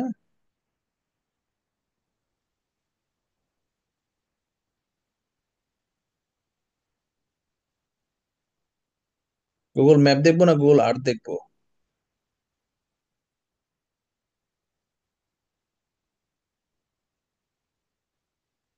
তার ম্যাপটি। কেন? গুগল আর্থ দেখলে কি হয়?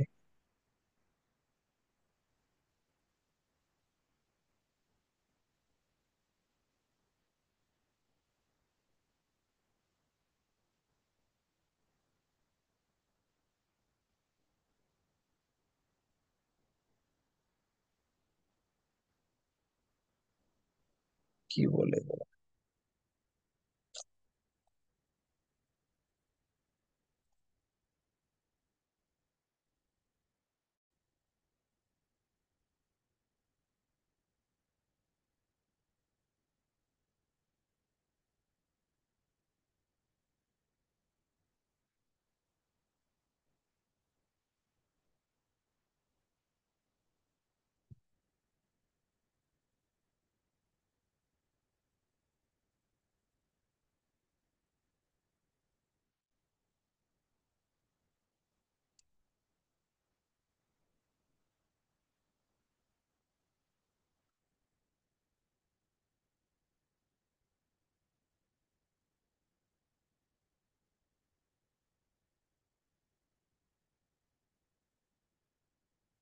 এই দেখেন,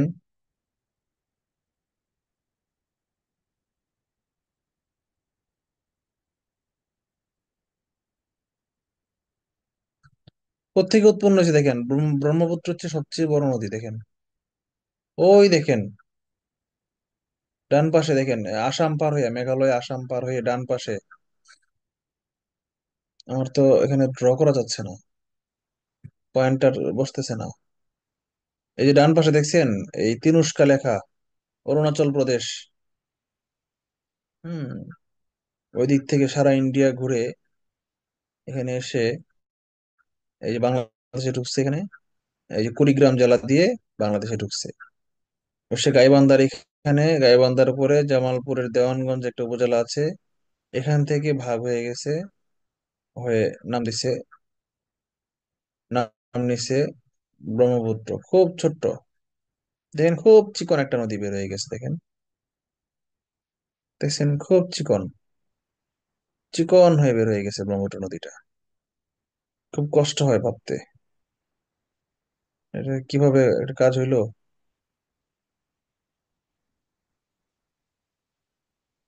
এই যে চিকন দেখছেন, এই যে নান্দি না দেখছেন, নরন্দি। এই যে এখানে ড্র করা যাচ্ছে না, মুশকিল।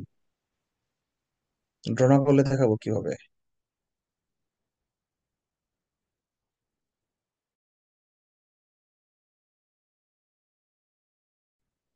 থাক, গুগল আর্থ লোড হচ্ছে না। আচ্ছা, কর্ণফুলী, কর্ণফুলী হচ্ছে পার্বত্য চট্টগ্রাম, মিজোরামের লুসাই পাহাড় থেকে। আবার লেখা আসামের লুসাই পাহাড়, এসএসসির ভূগোল বইয়ে, বাট সঠিক তথ্য হচ্ছে লুসাই পাহাড়টা হচ্ছে মিজোরাম প্রদেশে, ইন্ডিয়ার। দৈর্ঘ্য হচ্ছে 274 কিলোমিটার। বাংলাদেশের রাঙামাটি দিয়ে ঢুকছে, চট্টগ্রাম দিয়ে সে চলে গেছে কোথায়, এই বঙ্গোপসাগরে। আমাদের চট্টগ্রামের যে নেভাল ঘাঁটি, Bangladesh naval academy training centre নেভির, এটা কর্ণফুলী নদীর তীরে। পতেঙ্গা সি বিচও এই কর্ণফুলীর পাশেই। এবং আমাদের যে ইয়াটা হয়েছে না, টানেল, কর্ণফুলী টানেল, এটা হচ্ছে এটার নিচ দিয়ে। এর উপনদীগুলা কি কি, কাসালং, হালদা এবং বোয়ালখালী। কর্ণফুলী জলবিদ্যুৎ কেন্দ্র 1962 সালে স্থাপিত হয়েছে। কর্ণফুলী নদীর তীরে কি কি আছে, চট্টগ্রাম সমুদ্র বন্দর, পতেঙ্গা সমুদ্র বন্দর যেটা, কাফকো সার কারখানা, Karnaphuli paper mill, eastern refinery তেল শোধনাগার, শিখে রাখবেন। অন্যান্য ছোট ছোট নদী, সাঙ্গু নদী বাংলাদেশ এবং মিয়ানমারের সীমান্তের আরাকান পাহাড় থেকে,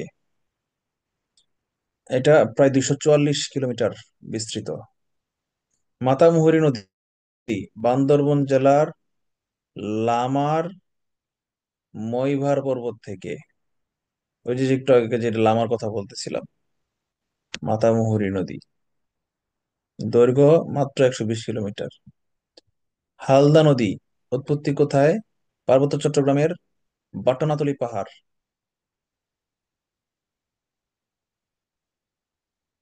এটার একটা বিশেষত্ব হচ্ছে কি, এটা এশিয়ার বৃহত্তম প্রাকৃতিক মৎস্য প্রজনন ক্ষেত্র। যে পরীক্ষায় একাধিকবার আসছে যে বাংলাদেশের বৃহত্তম মৎস্য প্রজনন কেন্দ্র, প্রাকৃতিক মৎস্য প্রজনন কেন্দ্র কোথায়, হালদা নদী। এটা অভয়ারণ্য আর কি বলতে পারেন। মৎস্য ও প্রাণী সম্পদ মন্ত্রণালয় 22শে ডিসেম্বর 2020 সালে হালদা নদীকে বঙ্গবন্ধু মৎস্য হেরিটেজ ঘোষণা করে। হেরিটেজ মানে হচ্ছে প্রাকৃতিক ভাবে, ভূতাত্ত্বিক ভাবে গুরুত্বপূর্ণ স্থান। কিন্তু এই তথ্যটা এখন আর গুরুত্বপূর্ণ না, এখন আর আসবে না। এখন বঙ্গবন্ধু রিলেটেড কোনো কিছুই এই সরকারের আমলে ইম্পর্টেন্ট না। নাফ নদী, টেকনাফ থেকেই নাফ। টেকনাফের যে সীমান্তটা, টেকনাফ আর মায়ানমারের যে সীমান্তটা, সেটাই হচ্ছে নাফ নদী। বাংলাদেশ আর মিয়ানমারের সীমান্ত ভাগ করা নদীটার নামই নাফ নদী। মিয়ানমারের আরাকান পাহাড় থেকে উৎপত্তি হয়েছে, সেটা গিয়ে বঙ্গোপসাগরে পড়ে গেছে। কপোতাক্ষ নদ, এটা হচ্ছে মাইকেল মধুসূদন দত্তের স্মৃতি বিজড়িত নদ, যশোর জেলায় অবস্থান। পশুর নদী, বাংলাদেশের অন্যতম গভীর একটা নদী হচ্ছে পশুর। কোথায় অবস্থিত, বাগেরহাট জেলায়, ইয়ার ভিতর দিয়ে এটা, উম, কি বলে, বাংলাদেশের সুন্দরবন, সুন্দরবনের ভিতর দিয়ে গেছে এই পশুর নদীটা। মংলা সমুদ্র বন্দর হচ্ছে পশুর নদীর তীরে, এটা খুব ইম্পর্টেন্ট তথ্য। মংলা সমুদ্র সমুদ্র বন্দর কোন জেলায়? বাগেরহাট জেলায়। আমি একদিন ভুল করে রাস্তা হারায় বাগেরহাট চলে গেছিলাম মংলা সমুদ্র বন্দরে। আপনার কি হাসি হাসি পায় না শুনে এটা? ওই মিয়ারা জি আছেন না স্যার, ঘুমাই আবার গেছেন? কি হচ্ছে যে হ্যাঁ, রাস্তা ভুল করে চলে গেলেন? কি আপনার ফুপ্পিকে বললেন যে আমাদের ফুফা কিন্তু রাস্তা হারায় একদিন সুন্দরবনে চলে গেছিল, মংলা সমুদ্র বন্দর চলে গেছিল। কবে জানি কোন দিকে চলে যায় ঠিক ঠিকানা নাই কিন্তু। হয়েছে কি, আমি তখন এরকম পিরোজপুর মানুষই ভালো, হ্যাঁ আমি ধরা তখন বাঁধা জীবন পিরোজপুর, ভালো না। আচ্ছা পিরোজপুর জব করি বুঝছেন। তো খুলনা করতে গেছি আগের দিন রাতে, শনিবার রাতে খুলনায় ছিলাম এক বন্ধুর বাসায়। ভোরে সকাল 10টায় হচ্ছে মিটিং, রবিবার সকাল 10টায়। তো সকালে রওনা হয়েছি, বাইক তখন গাড়ি কিনি নাই তখনো, করোনার সময় 2020-21 সালের ঘটনা। তো বাইক নিয়ে রওনা হয়েছি, গেছি আগের দিন বাইকে বিকাল বেলা। তো রাস্তা তো না চেনার কোনো কারণ নাই, ম্যাপ দেখে দেখে চলে গেছি, মানুষকে জিজ্ঞেস করলেও বলে দেয় রাস্তা। আসার সময় তো কনফিডেন্ট যে আসছি, মনে আছে তো দুইটা টার্ন নিয়েছিলাম দুই জায়গায়।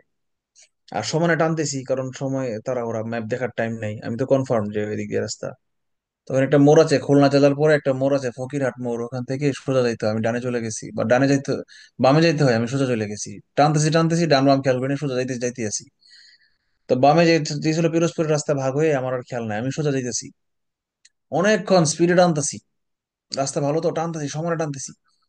কি রে, রাস্তা শেষ হয় না কেন? আর বাইক চালালে কিন্তু টাইম বোঝা যায় না, কেমনে টাইম চলে যায়, খুব স্পিডে টানতেছি, রাস্তা খালি।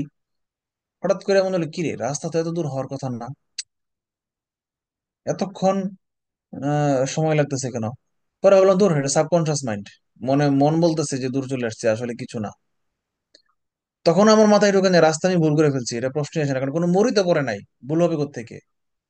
আমি মনে মনে খুঁজতেছি ওই সেই মোড়টা যেখান থেকে আমাকে টার্ন করতে হবে, ওই মোড়ে গিয়ে জিজ্ঞেস করবো।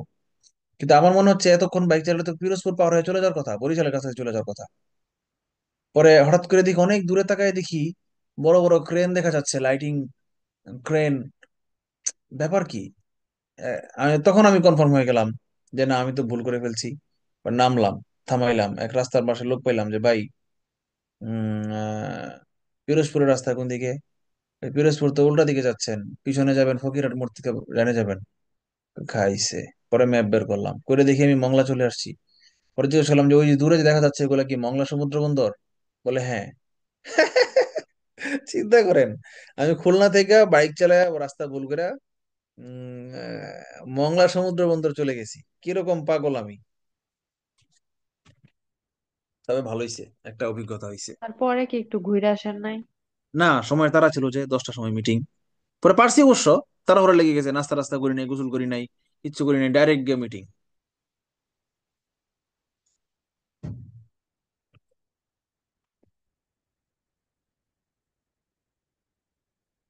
ছিলাম কোথায়? কপোতাক্ষ। পশুর পশুর পার হওয়ার পরে এই মংলা সমুদ্র বন্দর এসে আমার সেই মনে পড়ছিল স্মৃতি। ভৈরব নদী মুজিবনগরের স্মৃতি বিজড়িত নদী। অবস্থান কোথায়? মেহেরপুর জেলা, চুয়াডাঙ্গা, ঝিনাইদহ জেলা। ভৈরব নদী, ভৈরব কিন্তু একটা এলাকার নাম, বাজিতপুর কিশোরগঞ্জ জেলার ভৈরব উপজেলা। কিন্তু মেঘনা নদী যেখানে মিলিত হয়েছে ব্রহ্মপুত্রের সাথে, তো সেই ভৈরব আর এই ভৈরব কিন্তু এক না।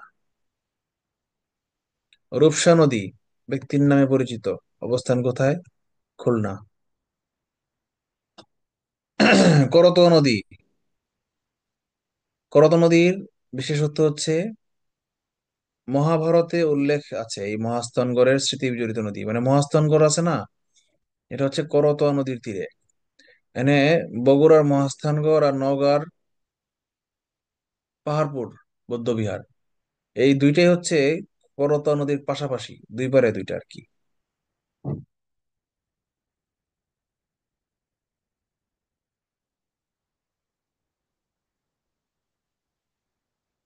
অবস্থান দিনাজপুর, বগুড়া, দুইটা জেলা পাইছে।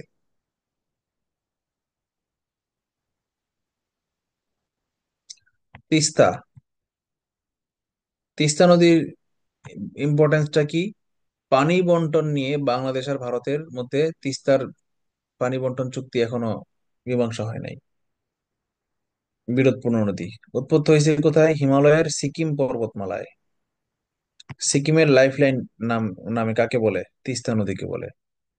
বাংলাদেশের ভিতরে তিস্তার দৈর্ঘ্য কত? 117 কিলোমিটার। তিতাস নদী, তিতাস একটি নদীর নাম, একটা উপন্যাস আছে। উৎপত্তি হয়েছে কোথায়? ভারতের ত্রিপুরা রাজ্যে, পাহাড়ে। ওখানে উৎপত্তি স্থলের নাম কি? হাওড়া নদী, হাওড়া। আর বাংলাদেশে ঢুকছে কোথায়? ব্রাহ্মণবাড়িয়া দিয়ে। কবি আল মাহমুদের স্মৃতি বিজড়িত ব্রাহ্মণবাড়িয়া জেলার নদী হচ্ছে তিতাস। উনি একটা কবিতা লিখেছিলেন, সেই কবিতার লাইন ছিল একটা, যে ঘরে ফিরে সলিমের বউ তার ভিজে দুটি পায়। ওই কবিতাটার নাম কি? তিতাস নদীতে, তিতাস নদীতে কলসি পানি ভরে সলিমের বউ পা ভিজায় ঘরে ফিরে, নদীর পাড়ে তার বাড়ি। তখন আমরা 6-এ পড়ি না 7-এ জানি পড়ি। তো ওই বয়সে পোলাপান তো খুব কিউরিয়াস থাকে, বুঝেন না, সবকিছু নিয়ে মজা খুঁজে, একটু পোংটা থাকে। তখন আমরা মনে মনে বলতাম যে শালার কবি তো কবি, তারা আমরা বইয়ে পড়ি, সম্মান করি, কিন্তু শালা তো লুচ্চা ছিল, সলিমের বউয়ের পায়ের দিকে তাকায় থাকে।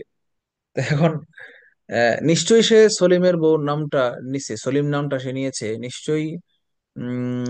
হয় ওখানে সলিম নামে কেউ প্রকৃতপক্ষেই থাকতো, বা সলিমের বউ ছিল, অথবা গ্রাম বাংলার চিরায়ত একটা নামের রূপক হিসেবে উনি সলিম নামটাকে নিয়েছে। ঠিক আছে। আর তখন তো বুঝতাম না যে কবিতা মানেই সেখানে প্রেম থাকবে, কাম থাকবে। তখন মনে হইতো যে সারা কবি, তুই কবিতা লিখবি, তুই লুচ্চামি খরচ কেন? তখন আমার কাছে এটা মনে হইতো। যাই হোক, ফেনী নদী কোথায়? ফেনী হচ্ছে ফেনী জেলা, খাগড়াছড়ি এবং চট্টগ্রাম এই জেলাগুলাকে পেয়েছে। ফেনী জেলাটা পার্বত্য না, কিন্তু খুব কাছেই, মানে খাগড়াছড়ির যে রামগড়, রামগড়ের পরেই হচ্ছে, মানে ফেনী থেকে একটু বামে গেলেই, খাগড়াছড়ি রোডে গেলেই বারোয়ার হাট নামে একটা জায়গা আছে, মোড় আছে। ঢাকা চিটাগাং হাইওয়ে একটা জায়গার নাম আছে, কুমিল্লার একটু পরেই জায়গার নাম আছে বারোয়ার হাট। যদি কেউ পাহাড় দেখতে চান, বড় পাহাড় খুব কাছ থেকে, খুব দ্রুত ঢাকা থেকে মাত্র 3-4 ঘন্টা জার্নি করে যদি কেউ, আবার বলছি ঢাকা থেকে মাত্র 3-4 ঘন্টা জার্নি করে যদি কেউ পাহাড় দেখতে চান, বড় পাহাড়, পর্বত, গারো পাহাড়ের মতো পর্বত না, তাহলে চলে যাবেন রামগড়। মানে কুমিল্লা পার হবেন, কুমিল্লা পার হওয়ার পরে ফেনী থেকে বামে শুরু শুরু করবেন। বারোয়ার হাট নাইমা একটা সিএনজি নিবেন, দেখবেন কি সুন্দর প্রকৃতি, পাহাড়। বান্দরবন যাওয়ার দরকার নাই, বান্দরবন তো অনেক দূর। চিটাগাং পার হয়ে যাইতে হবে, কেরানীহাট পার হয়ে তখন পাহাড়ে উঠবেন। আর যদি কেউ শর্টকাটে পাহাড় দেখতে চান, তাহলে চলে যাবেন রামগড়। রামগড় থেকে কিন্তু আবার শর্টকাটে চলে যাবে খাগড়াছড়ি, অনেক আগে। যতক্ষণে আপনি চিটাগাং যাবেন তার অনেক আগে আপনি চলে যাবেন খাগড়াছড়ি, আলোঠিলা গুহায়, বুঝছেন? এমনি লোকাল ট্রান্সপোর্ট। আছে, সিএনজি আছে। আর খাগড়াছড়ি এমন একটা ট্রিপ, দিনে গিয়ে দিনে ব্যাক করা সম্ভব রাতে, আমার গাড়ি নেই ময়মনসিং থেকে। কারণ আমি যদি এখান থেকে রাত 3টায় রওনা দিই, একটু আর্লি ঘুমায় পড়ি, 9টার দিকে, 6 ঘন্টা ঘুমায়া, রাতে খায় 9টার দিকে ঘুমায় পড়ি, অ্যালার্ম দিয়ে রাখলাম, 3টা 3:30 উঠে রওনা দিলে 2.5 ঘন্টায় চলে যাব ঢাকা শহর পার হয়ে, 6টার মধ্যে ঢাকা পার হয়ে যাব। ফলে যানজট থাকবে না। আর আমি তো টানি 120-এ, 4 লেন রাস্তায়, যখন ভোরবেলা গাড়ি থাকবে না, ট্রাকও থাকবে না, 120 কিলোতে টানলে আমি 2 ঘন্টায় চলে যাব আপনার কুমিল্লা পার হয়ে ফেনী। বারোয়ার চলে যাবো, ঢাকা থেকে 2 ঘন্টায় বারোয়ার চলে যাবো। বারোয়ার হাটের পরে রাস্তাটা আমার এক্স্যাক্টলি এই মুহূর্তে মনে নাই, আমি সিএনজি দিয়ে গেছিলাম অনেক আগে, তখন আমার গাড়ি ছিল না। তো এরপরে আমি চলে যাব রামগড়, রামগড়ের পরে ম্যাপ দেখে দেখে খাগড়াছড়ি চলে যাব। সেই একদিন একদিন একটা ট্রিপ দিব আমি, মাথায় ঢুকছে আমার এটা। আরেকটা জায়গায় যাব, সেটার নাম হচ্ছে ভূষণ ছড়া। এটা হচ্ছে রাঙ্গামাটি পাহাড়ের পরে মানুষ বরকল পর্যন্তই যায়। বরকল মানে হচ্ছে ওই যে পাহাড়টার নাম কি, ঝর্ণাটার,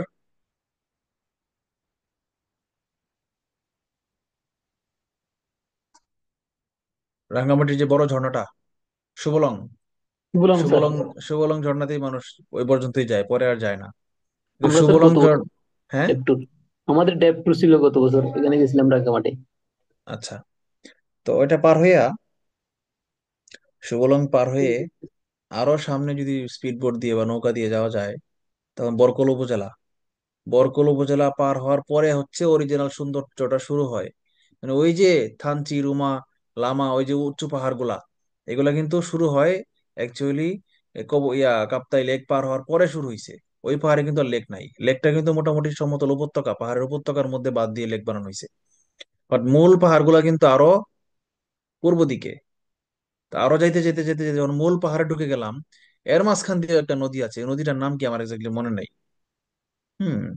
তো ওই নদী দিয়ে হচ্ছে যাওয়া যায় হচ্ছে এই ভূষণ ছড়া, ওখানে আমি একদিন যাব।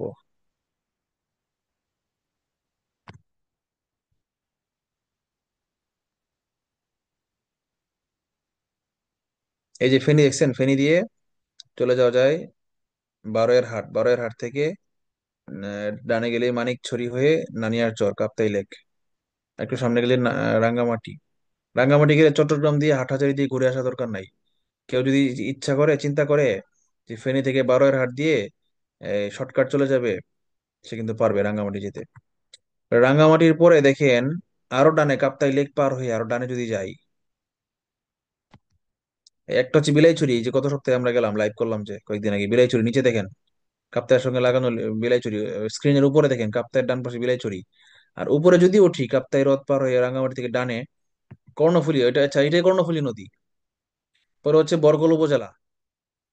এই লেকটা পার হওয়ার পরে ডান পাশে হচ্ছে মূল পাহাড়, উঁচু পাহাড় গুলা শুরু হয়, সৌন্দর্যটা শুরু হয়। এই বরকল উপজেলা থেকে আরো উত্তরে যখন আমি যাব, দেখেন অনেক উপরে উঠলে কিন্তু আমি চলে যাব সাজেক।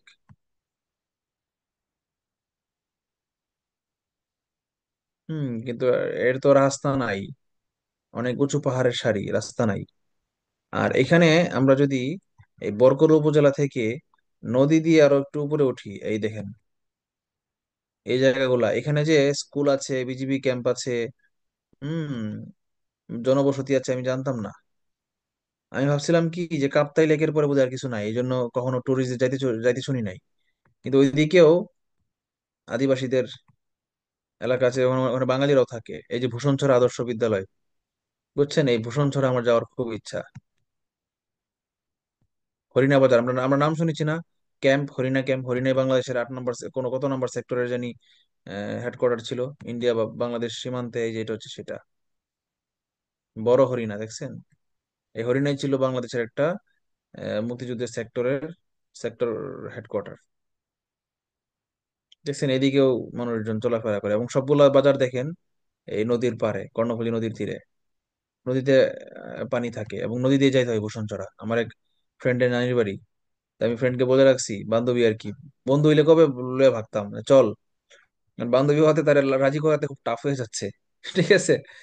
তো ওরে রাজি করায় করে একদিন যাইতে হবে, নিয়ে যেতে হবে, চল। আমরা যাব ভূষণ ছড়া, এই জায়গাটাতে টুরিস্ট যায় না। যেখানে যেসব জায়গায় টুরিস্ট যায় সেখানে গিয়ে কিন্তু মজা নাই, গ্যাঞ্জাম, খালি গ্যাঞ্জাম। তো যেসব জায়গায় হচ্ছে ন্যাচারাল একদম প্রাকৃতিক জনপদ, আপনি দেখতে পারবেন ওখানকার মানুষজন কিভাবে লাইফ লিড করে, এইটার আনন্দ কিন্তু আপনি অন্য কোথাও পাবেন না, বুঝছেন। আর এই যে কালো কালো দেখতেছেন না ছোপ ছোপ মাঝখানে, এই কালো কালো ছোপ ছোপ গুলো আছে না, এগুলাই হচ্ছে অরিজিনাল। আচ্ছা আমার মাউসটা কি দেখা যাচ্ছে, আমি মাউসটা ঘোরাচ্ছি যে, জি স্যার। তাই? আচ্ছা আমি এখন মাউসটা একটা জায়গায় রাখছি, যে জায়গাটার নাম কি? বেলপেই। ও, তাহলে তো আপনারা দেখতেই পাচ্ছেন সবই, আমি তো খেয়াল নাই, মার্ক করা দরকার নাই তো, আমি মাউস দিয়ে তো বুঝাইতে পারি। এই যে লম্বা লম্বা পাহাড়ের সারিগুলা, এগুলোই হচ্ছে টারসিয়ারি যুগের পাহাড়। কিন্তু এদিকে দেখেন এত উঁচু নাই কিন্তু, দেখেন বাম দিকে যে কাপ্তাই হ্রদের, দুইটা কাপ্তাই হ্রদের মাঝখানে যে পাহাড়গুলা, বা রাঙ্গামাটি শহরের যে পাহাড়গুলা, এগুলা কিন্তু এত উঁচু না। ঠিক আছে, এগুলো এত উঁচু না। অরিজিনাল উঁচু পাহাড়গুলা শুরুই হয়েছে আপনার এই কাপ্তাই হ্রদের পরে বরকল উপজেলার উত্তরে যেগুলা, এবং দক্ষিণেও আছে। পুরা পার্বত্য চট্টগ্রাম কিন্তু আমি চিনে ফেলছি, বুঝছেন। এখন মুখস্থ আমার কোন দিকে কোনটা কি। এই যে আলীকদম আছে না, এই যে এই জায়গাটা আলীকদম, এটা হচ্ছে, এই যে কক্সবাজার কিন্তু নিচে দেখছেন, এই আলীকদমটা হচ্ছে বাংলাদেশের সবচেয়ে উঁচু রাস্তা, ডিম পাহাড় বলে এখানে। তা আমি এই যে চকরিয়া থেকে, এই চকরিয়া থেকে ডানে এই রাস্তা দিয়ে আমি গেছিলাম হচ্ছে লামা, এইটা হচ্ছে লামা, এখানে ছিলাম। এই যে মিরিঞ্জা পাহাড়টা এখানে, এই যে মিরিঞ্জা দেখা হয়, মিরিঞ্জা হাফং, মিরিঞ্জা হাফং হচ্ছে পাহাড়ের নাম। সাকা হাফং, মিরিঞ্জা হাফং, এগুলো পাহাড়ের নাম, উঁচু পাহাড়কে হাফং বলা হয় আদিবাসী ভাষায়। তো এখান থেকে যদি আরো যাইতে পাইতাম, সাহস পাইতাম, আমি আলীকদম পর্যন্ত গেছি অফিসের গাড়ি নিয়ে, লামা উপজেলা অফিসের গাড়ি নিয়ে, আমার গাড়ি নিয়ে যাওয়ার সাহস হয় নাই, তখন এতটা এক্সপার্ট ড্রাইভার ছিলাম না। এই মাঝখানে হচ্ছে মারায়ংতং পাহাড়। এই মেন রোড পর্যন্ত আমার গাড়ি যাইতো। মেন রোড থেকে যখন আমার এইখানে রাস্তা নাই, এখানে মাটির রাস্তা, বালুর রাস্তা, এখানে ফোর হুইলার ছাড়া ওঠে না, এবং একদম খারাপ, 45 ডিগ্রি খারাপ। ওখানে খুব এক্সপার্ট ড্রাইভার ছাড়া সম্ভব না। তো গেছিলাম মারায়ংতং এর উপরে, যদিও আমরা বিকাল বেলা গেছি তো খালি সানসেট দেখছি, কিন্তু মেঘ দেখতে পারি নাই। ভোরবেলা যাইতাম, তাহলে দেখতেন মারায়ংতং এর সৌন্দর্য কাহাকে বলে। পাহাড়ের উপরে উঠে দেখতাম নিচের দিকে মেঘ। আর ওখান থেকে আলীকদম পার হয়ে এই ডিম পাহাড়ের উপর দিয়ে যখন আমি থানচি যেতাম, এই যে ডিম পাহাড় বলে, এটার নাম হচ্ছে ডিম পাহাড়। এই ডিম পাহাড় হচ্ছে সবচেয়ে উঁচু জায়গা। দেখেন আপনার কালো কালো ছোপ ছোপ দেখছেন, কালো ছোপ। এটা কিন্তু গুগল ম্যাপ কিন্তু অকারণে কালো ছোপ গুলো দেয় নাই। এটা গুগল ম্যাপ বুঝাই দিছে যেখানে পাহাড়ের উচ্চতাটা বেশি, যেখানে কালো কালো বেশি দেখবেন সেটা বুঝেন সেটা বেশি উঁচা। এই অঞ্চলগুলো একটু কম উঁচা, তারপর উঁচু আছে স্যাটেলাইট যে। ভিউ দেওয়া যায় না? হ্যাঁ, কি ভিউ? স্যাটেলাইট ভিউটা দেওয়া যায় না? দেওয়া যায়। এটা দেন, ভালো লাগবে। ক্লাস শেষ করে দিব আজকে, কারণ এটা শীট অনেক বড় তো, 2 চ্যাপ্টার না, এটা অ্যাকচুয়ালি। শেষ হবে না তো একদিনে। এটা আগের স্যারও কি 2 দিনে নিত? হ্যাঁ। ভিউ এর অপশন তো পাচ্ছি না, স্যাটেলাইট ভিউ তো ডান বামে পাচ্ছি না। ওই থ্রি লাইনে ক্লিক করেন না? নাই, চ্যানেলে ক্লিক করলে কোনো কাজ হয় না, অপশন আসে না কোনো। ভালো না। মোবাইলই ভালো। না, পিসি দিয়েও তো হয়। এই মুহূর্তে কাজ করছে না আর কি।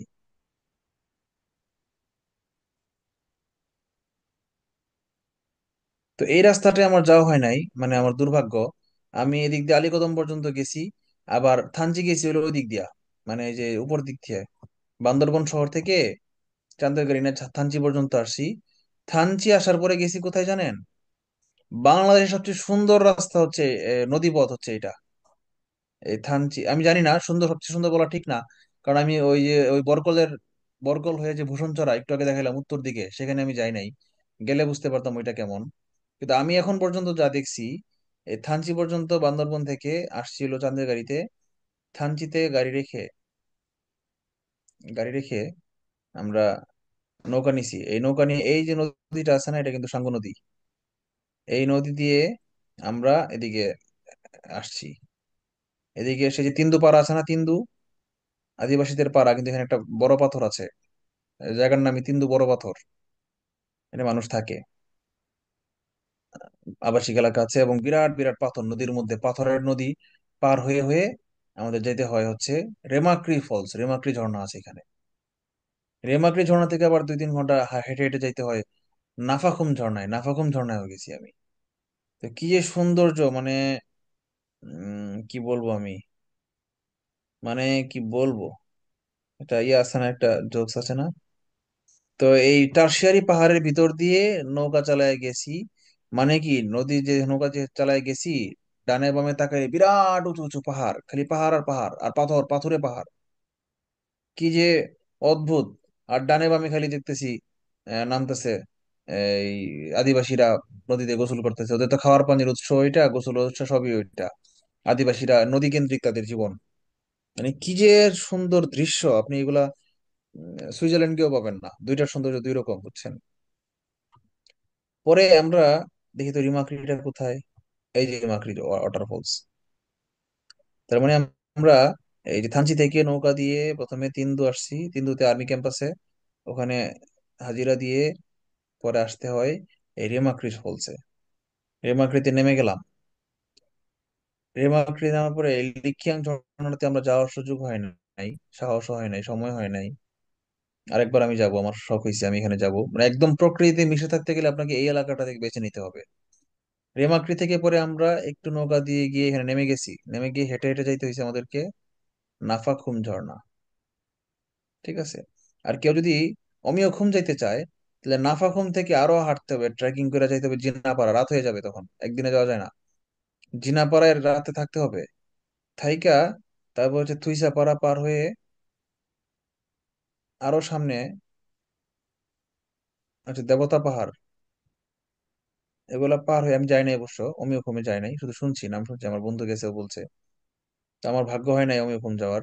আমি আমি আরেকদিন টার্গেট নিবো, অমিয়খুম যাবো আর ওই লিখিয়াং এ যাবো। আর হচ্ছে ইয়েতে যাব, কি যেন এটার নাম, ওই যে ভূষণ ছড়া যাব, বরকল পার হয়ে। এই 2টা জায়গা আমার বাকি আছে দেখার লাইফে। তো আজকে এই পর্যন্ত থাক। আমরা নদীর, তারপরে বিল আছে, হাওর আছে, চর আছে, এটা তো বাংলাদেশের ভূপ্রকৃতি এবং ভৌগোলিক অবস্থান পুরা কভার করছে এই শীট। বিশাল চ্যাপ্টার। হ্যাঁ, দ্বীপ, জলপ্রপাত, হাওর, ঝর্ণা সবই কভার করছে দেখা যায়। বনজ সম্পদ, নদী, বন।